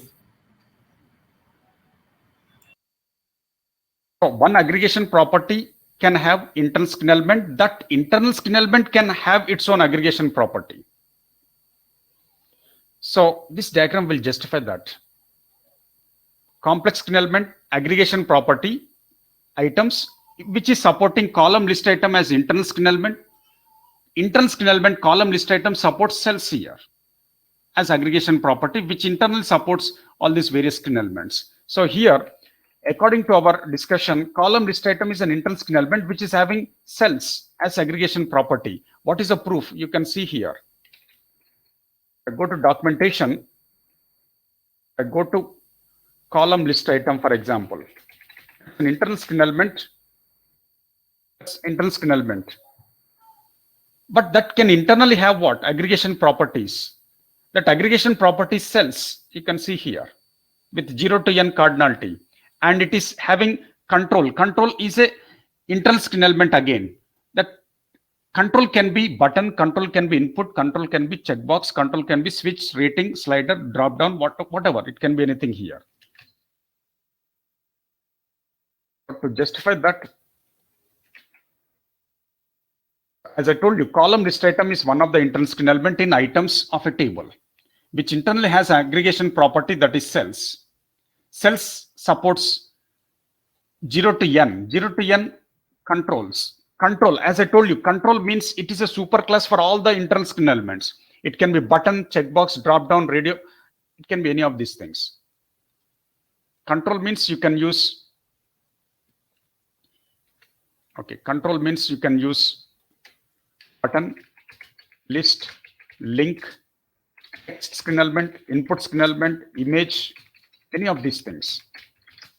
Not only in this case, wherever you find control, control means a skin element like button, link, list, not list, but button, link, image, text, input, slider, rating, indicator, then progress indicator. Then we can have checkbox, switch, etc. All these are controls which can be supported inside cell section of column list item aggregation property. That is cells. Cells can be any of these things.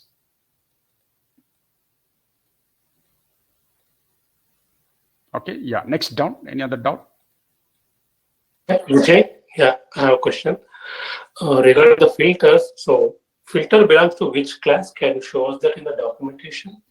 SAP filter is a class which contains SAP UI model. SAP UI model is a library. No, not on the table reference. We applied the filter method, right? So that filter method I want to see. Go to API reference, SAP UI model.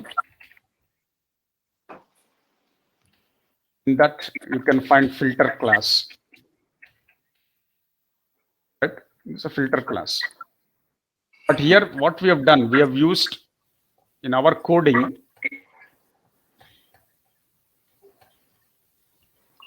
we have used filter method on table items aggregation property. Yeah, so the table item belongs which class? Can we So here table items is an aggregation property. That aggregation property is associated with items here, right? So that means there's a table reference. Maybe you may find that on a table itself. So here, first let me check this. SAP UI model dot filter.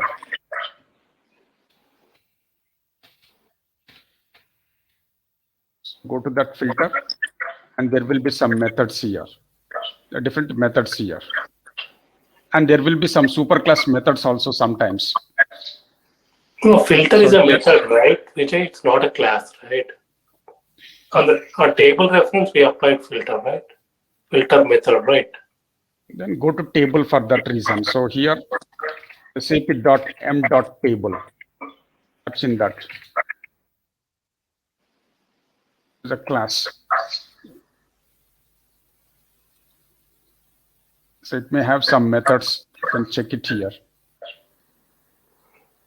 And you have to check it in superclass also. So these are the direct methods, and there may be some methods here. Here you can see methods derived from other class also. To check all these things. So there will be some methods borrowed from. Borrowed from means inherited. Inherited methods also will be available. Yeah, I got it, but I want to see like the filter and the filter we are passing the array, right? I want to see that in the documentation. Maybe here somewhere you will find it. Filter.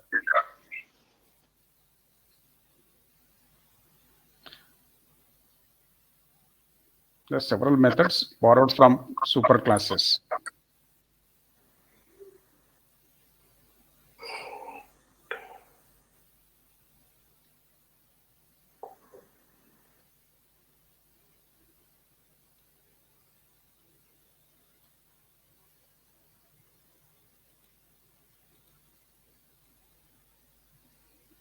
These are the direct methods, but here there are some inherited methods. You have to search it there.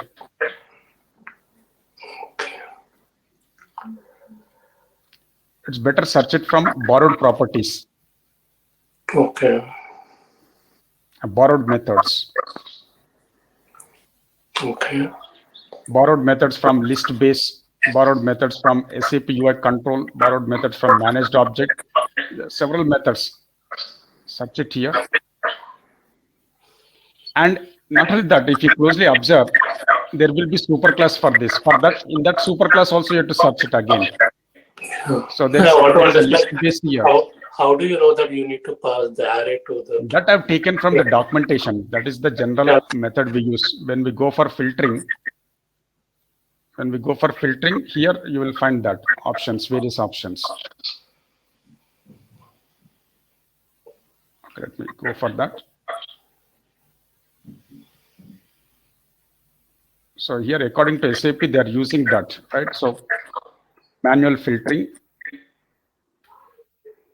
So when we go for sorting, grouping, filtering, for list binding. So there we are using list get binding of items, aggregation property, and on that they are calling filter method basically. Okay. So on filter method, they are passing filter input values here. That is a filter object, right? Yes. So filter object 1, filter object 2, you can pass anything here. But it's in a documentation, they are not showing filter method directly, but in the this one they are showing it. You can see if you go to the documentation first tab, if I go to API reference, it is not showing anything. If I go to documentation link, in documentation link, go to this grouping, sorting, filtering, and all those things, there it is available. So that can be, so that method is relevant for list item, table item, for all.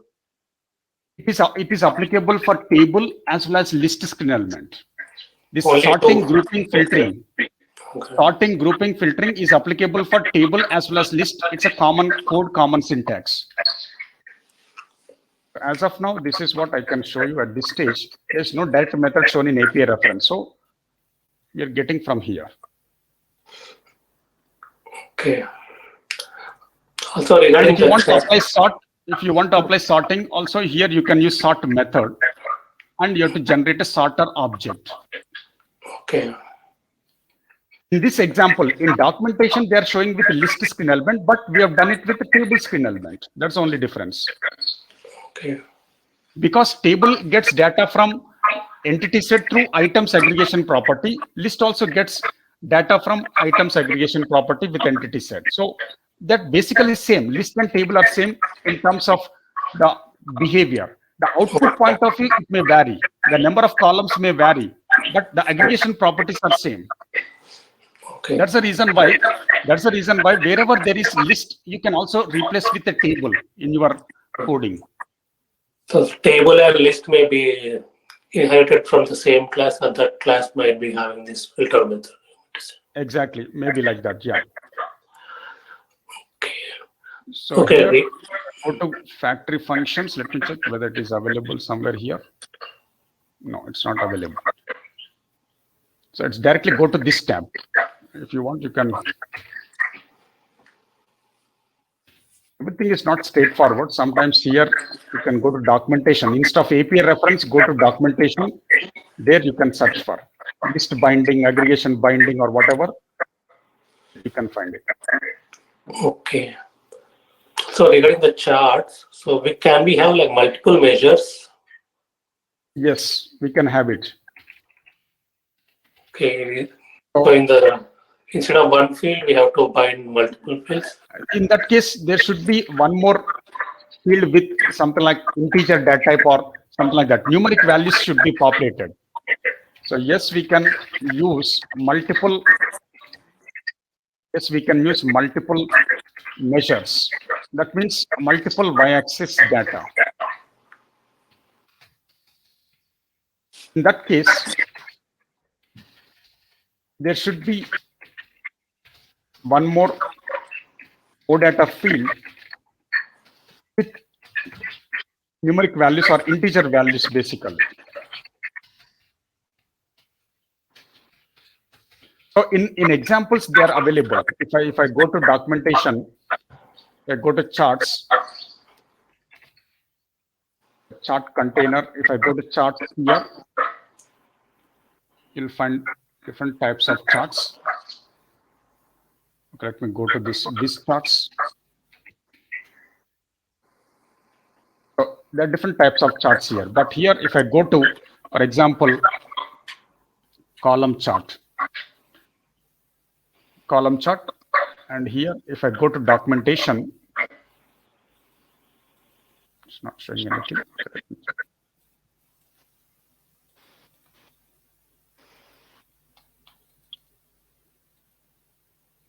For example, bar chart, let me check.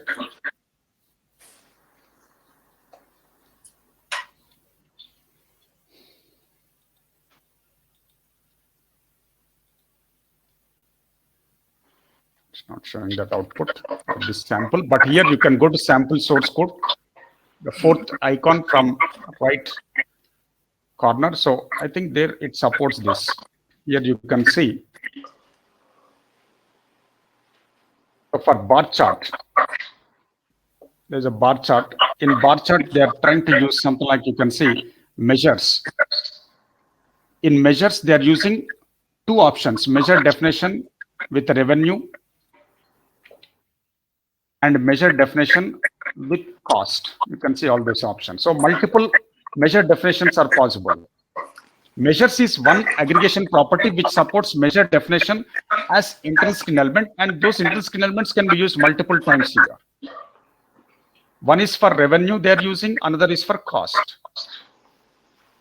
So that is possible.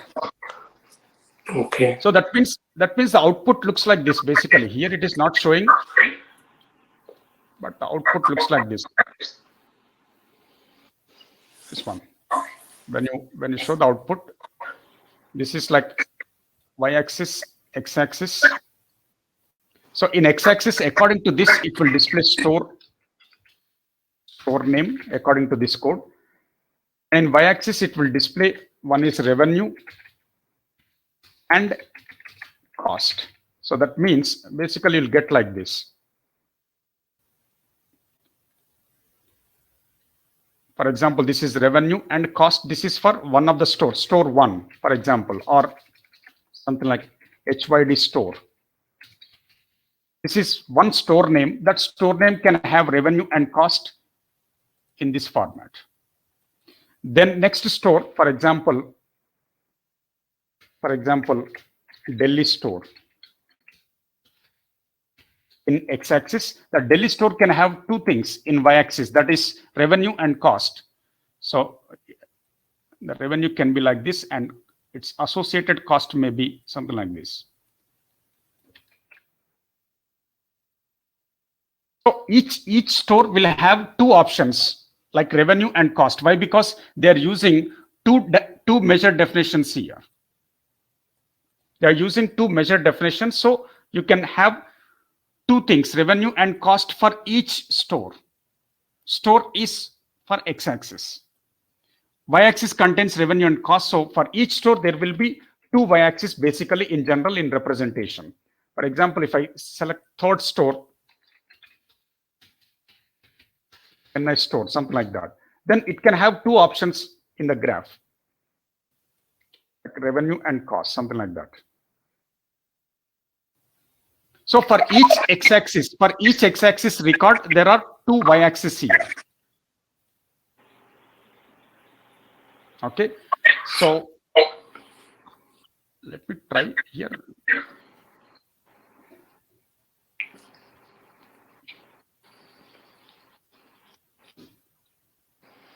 Let me try in different browser. In this browser, it's not showing that sample output.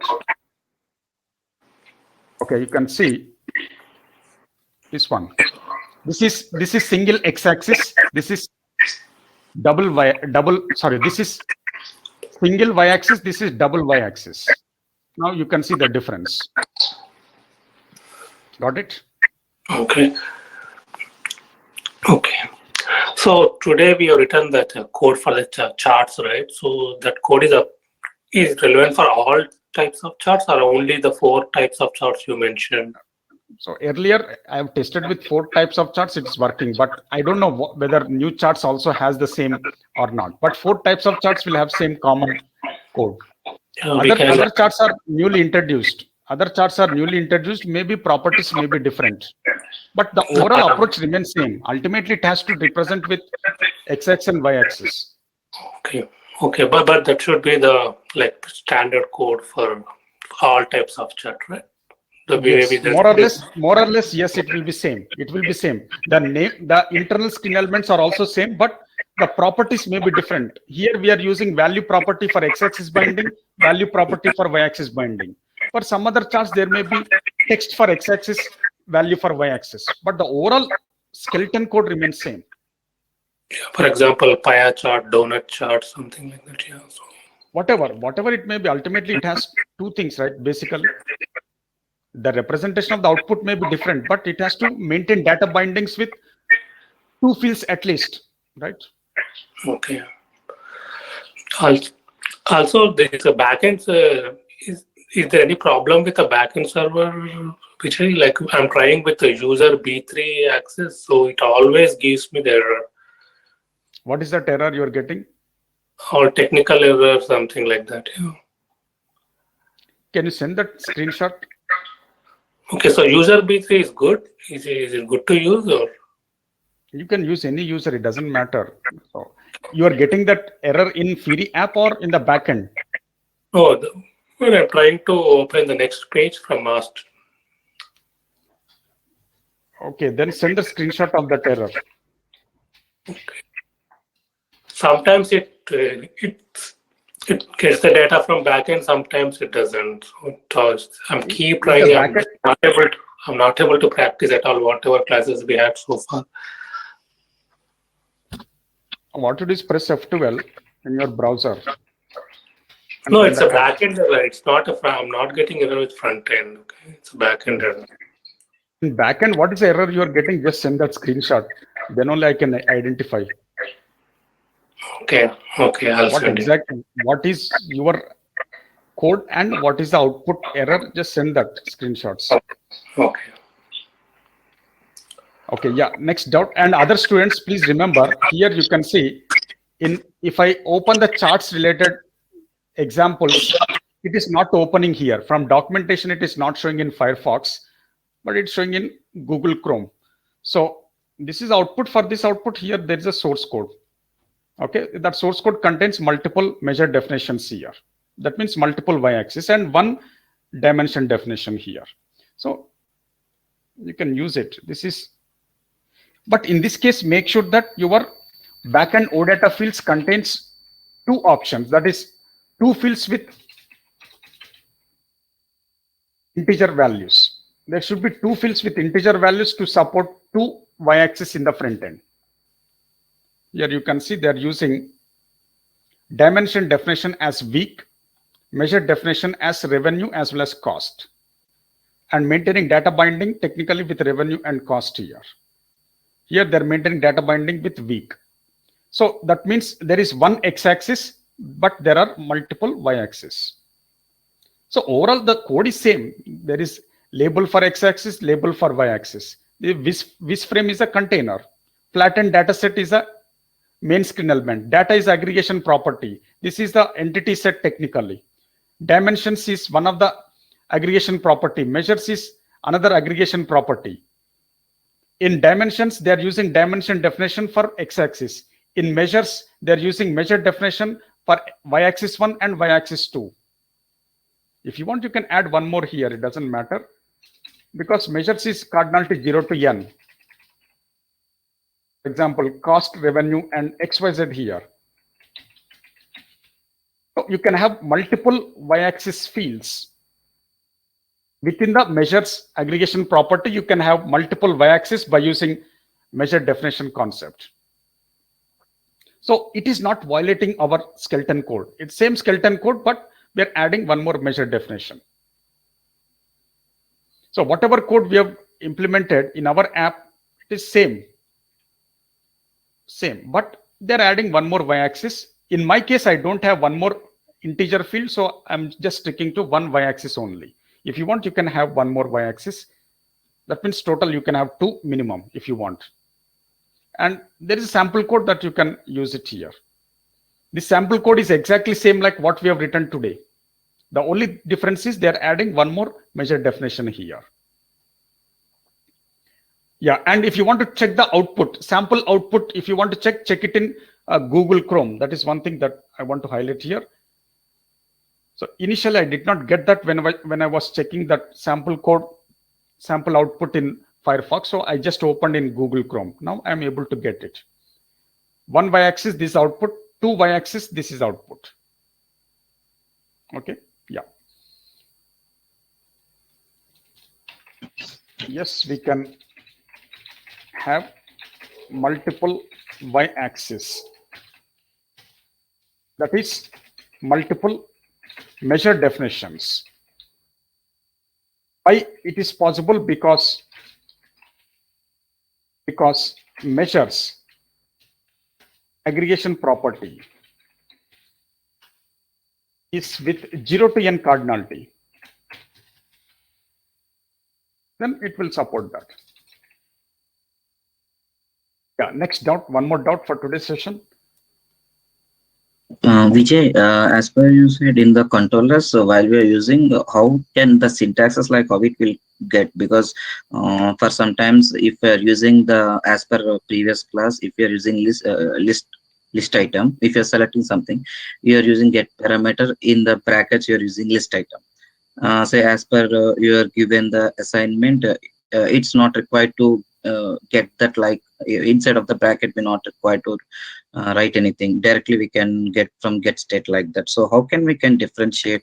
How can we get the syntaxes like this? Because based on each and every screen element, the syntaxes are different, right? Yes, syntax will differ. Yes. So in web ID, it will not show everything. For all the screen elements, it will show, and some of the methods it will show. That's the reason why in the future we are going to use bash tool. In bash tool, we are going to get syntax for each and every screen element. Syntax, methods, properties, everything you will get it for every screen element. Why? Because the plugins have changed.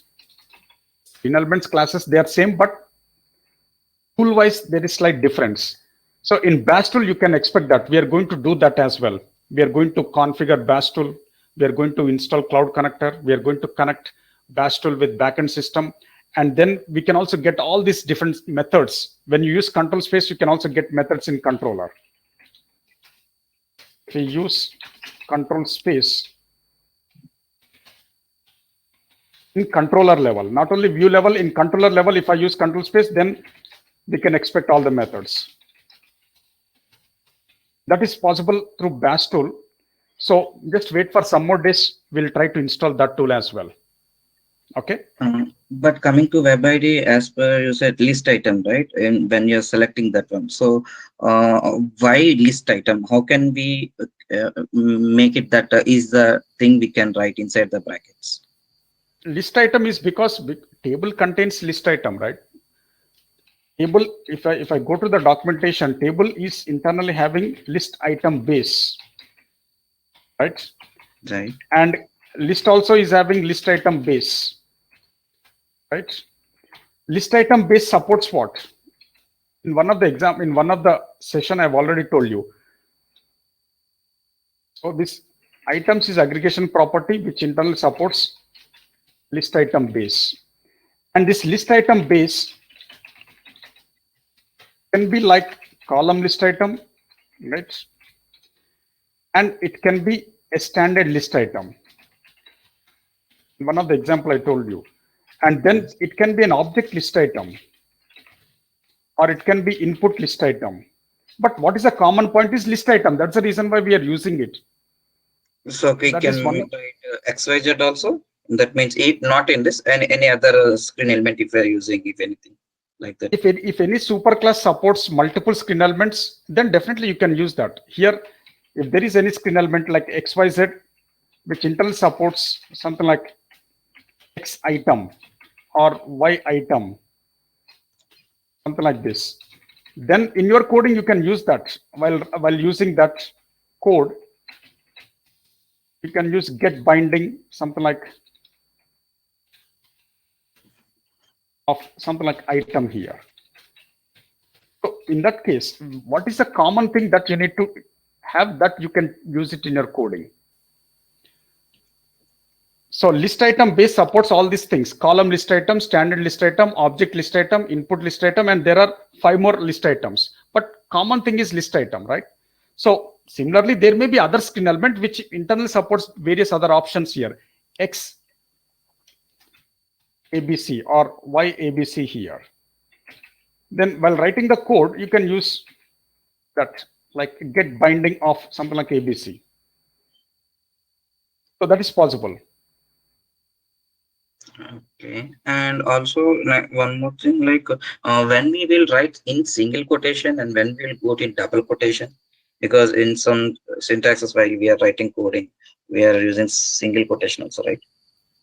Where did I use single quotes? I think you're in parts when you're using in. That's a syntax that you have to follow here. Yeah. That's.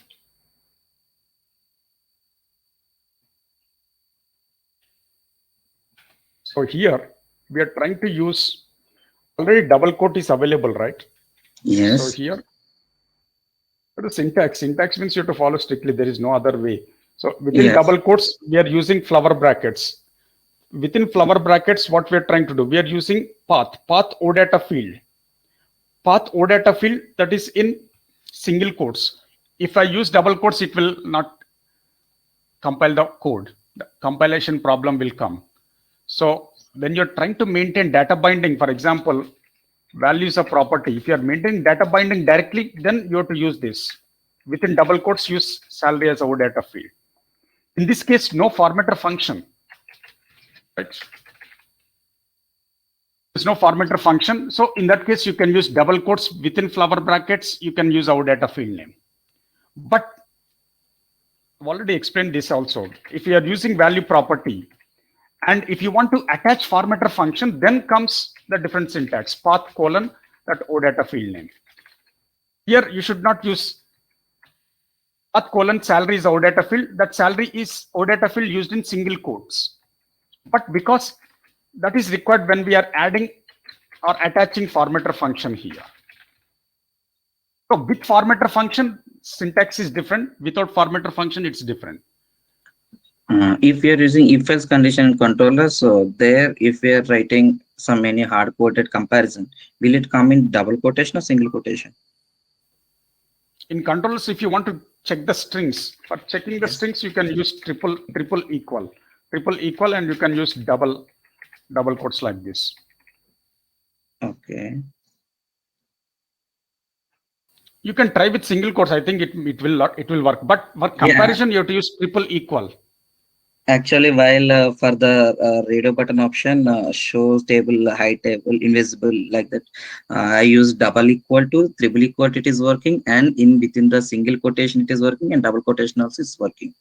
It will work. That's what I'm saying. So here, while writing the code in controller, double quotes, single quotes, I think it will work. That's what I said. You can try with single quotes as well.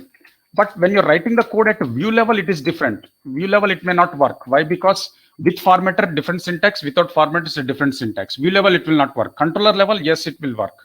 Here you can see, in my case also, maybe in one of the assignment code, I might have used it.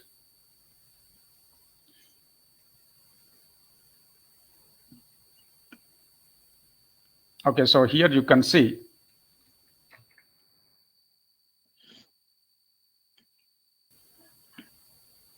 okay, so here in this case, using double quotes in controller also. But here, button text is equal to show table. I'm using triple equal with double quotes show table. But if you try with single quote, I think it will work. Yes, in controller it will work.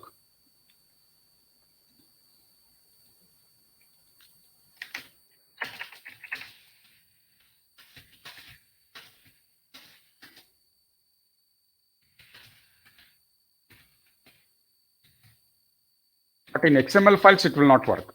But in XML files, double quotes and single quotes has different meaning.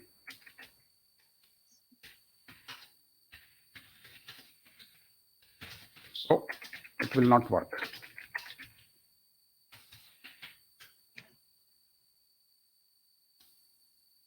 Yeah, next down.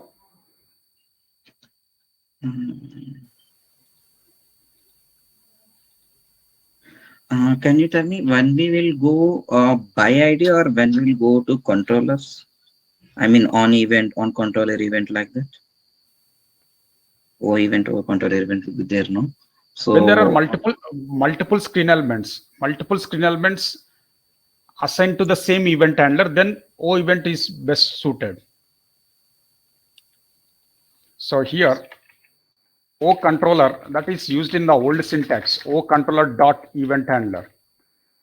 In UI5 applications, old applications, now it is outdated, but O controller is a standard reference we used to use in older applications. O controller dot something like get data. In old UI5 apps, we used to assign event handler to assign event handler to an event of a screen element. Then we use O controller dot event handler. That's the syntax we use. O controller in old UI5 apps, it's a standard reference to access a controller. From that controller, you can assign event handler and press is the event. But in our case, we don't need that. In XML files, in new apps, it's very simple. Just use that event handler name. Press is the event, you can assign with event handler. A new syntax. That is in Fiori apps, you just follow this. O event is different story, but O controller, O event, you can't compare. This is a different story. So press is an event. O controller dot event handler, that is how you can assign event handler to an event. That is in old UI5 apps with old syntax. But in Fiori apps, all Fiori apps are new syntaxes. So press is an event, assign event handler, very simple. There is no need of O controller here. It's not required at all. Even if you use it, will not work. So just use event equal to event handler, that event handler in double quotes. okay, but by using by ID, when you're writing get text sometimes, so if we wanted to get data, then we will write in brackets the logic, the thing, anything, right? Or If you're you want not, to pass any parameter, then within brackets, while calling the methods, you can use double quotes and provide that. So we were getting items as aggregation property, right? We're getting the reference to that items aggregation property by using get binding, right? So in that case, it's required. When you want to get any property reference in your controller, then within brackets, you can refer that property.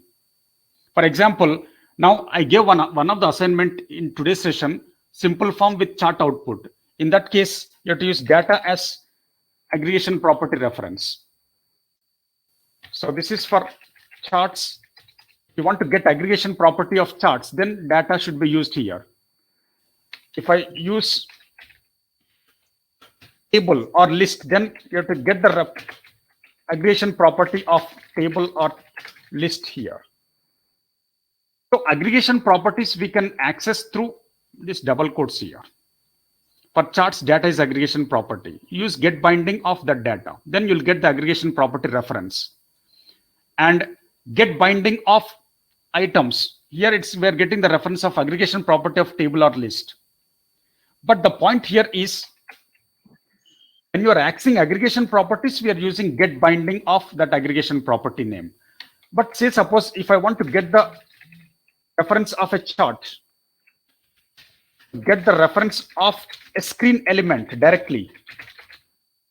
It can be a chart, okay, or to get the reference of screen element, for example, table itself. Then what we do, we use this dot get view dot by ID and provide the ID of the chart container. For example, this frame ID you can provide. So you'll get the reference of the chart here. And this dot get view dot by ID, provide the ID of the table, for example, my table. So what is happening? What's the basic difference is we are getting the reference of the screen element by using this syntax. Here we are not getting the reference of the screen element. We are getting the reference of the aggregation property of that screen element. Here we are getting the reference of the screen element. So that's a basic difference. So this dot get view dot by ID, provide the ID of that screen element. For example, list contains ID as my list, for example. So here it's to get the reference of screen element here. That screen element is list in this case. Getting my point? So getting the reference of screen element, you have to use this dot get view dot by ID. Provide the ID of the screen element directly. But here screen element, for example, here chart dot get binding of data. That means here we are getting the reference of aggregation property of the chart. Here we can use table dot get binding of items. That means we are getting the reference of aggregation property of table. So getting the reference of aggregation properties are different. Getting the reference of the screen element is different. So in my previous discussion, I've already clarified this. This dot get view dot by ID is to get the reference of the screen element, not the aggregation property, not the internal screen element property. It is to get the reference of screen element. It can be chart screen element, table screen element, list screen element, rating indicator, input screen element, any screen element. You can get the reference of the screen element by using by ID, by providing ID name. But if you want to get reference of the aggregation property of the corresponding screen element, then you have to use get binding of data, get binding of items.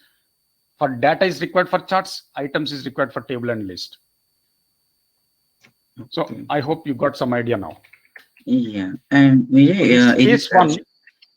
case one, this is to get the access to properties or aggregation properties, basically. Aggregation properties in controller. And here case 2, this is required to get the reference of the screen element itself. This is a first stage. Inside controller, we have to write this code to get the reference of screen element. Okay. Vijay, in this, as per you said, this dot get view dot by ID. While I tried without get view also, it is working. This dot by ID. This Without dot using by ID. this dot, yeah, I mean, like in the controllers while I writing this dot by ID given that's dot set visible like that. This dot It's by ID is working working. without. Maybe it's working. Maybe because of this one. Let me just show that, because in the standard code they might have already referenced it somewhere. Let me check.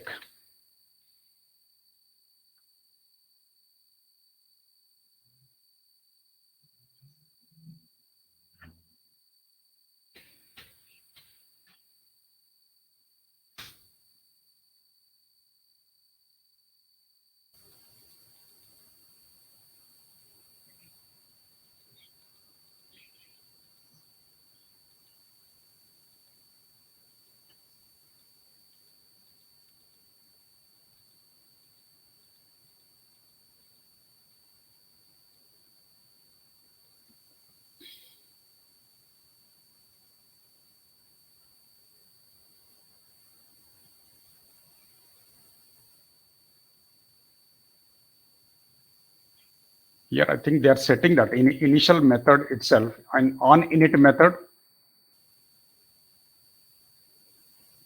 Okay, this will help you in understanding that maybe. So here itself, they're trying to use this dot set model and they're trying to assign that object view. So basically this dot by ID will access to that object view. Are you getting my point? Maybe because of this, it is working. This dot set model, it is assigning object view. So this dot get view will work. It will access object view. This dot by ID will by default refers to object view. So in the standard code, they're already assigning object view as part of that particular this operator, right? So this dot by ID, it is referring to object view inbuilt by default because of this standard code is already set here. We did not write this code. This is in controller. This is already implemented by SAP. So this dot set model, it is by default assigning object view. So that's the reason why it is referring to object view. That's the reason why you are not getting the syntax error, or maybe it's not throwing any error. It is displaying the output because by default it refers to object view, and because of the standard code available here. Okay. But the best practice is it's better to use this.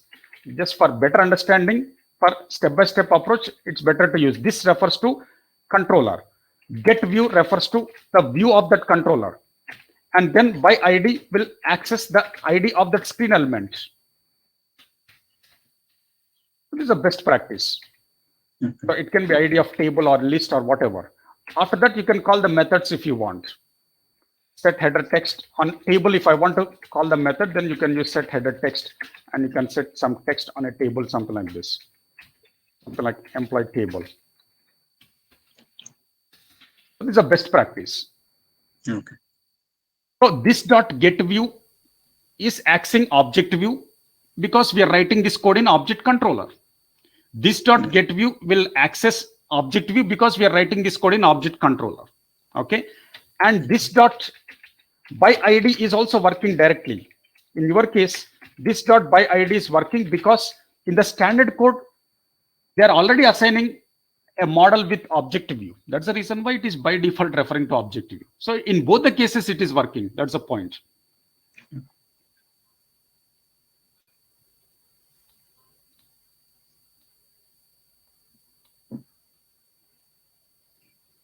Okay, yeah.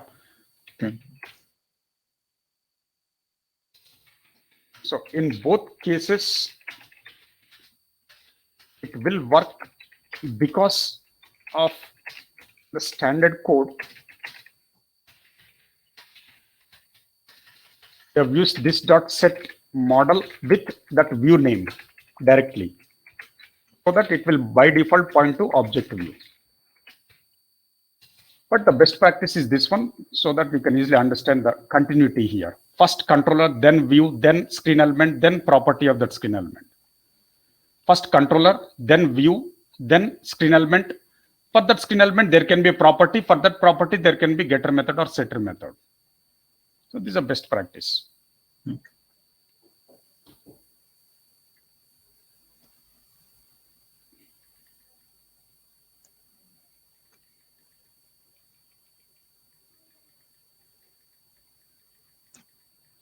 Yeah, next doubt.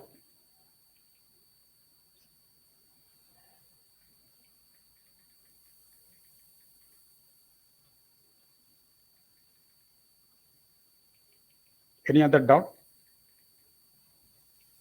No, thank you. Okay, I'll stop here. In the next session tomorrow, we'll discuss some more interesting topics. Okay.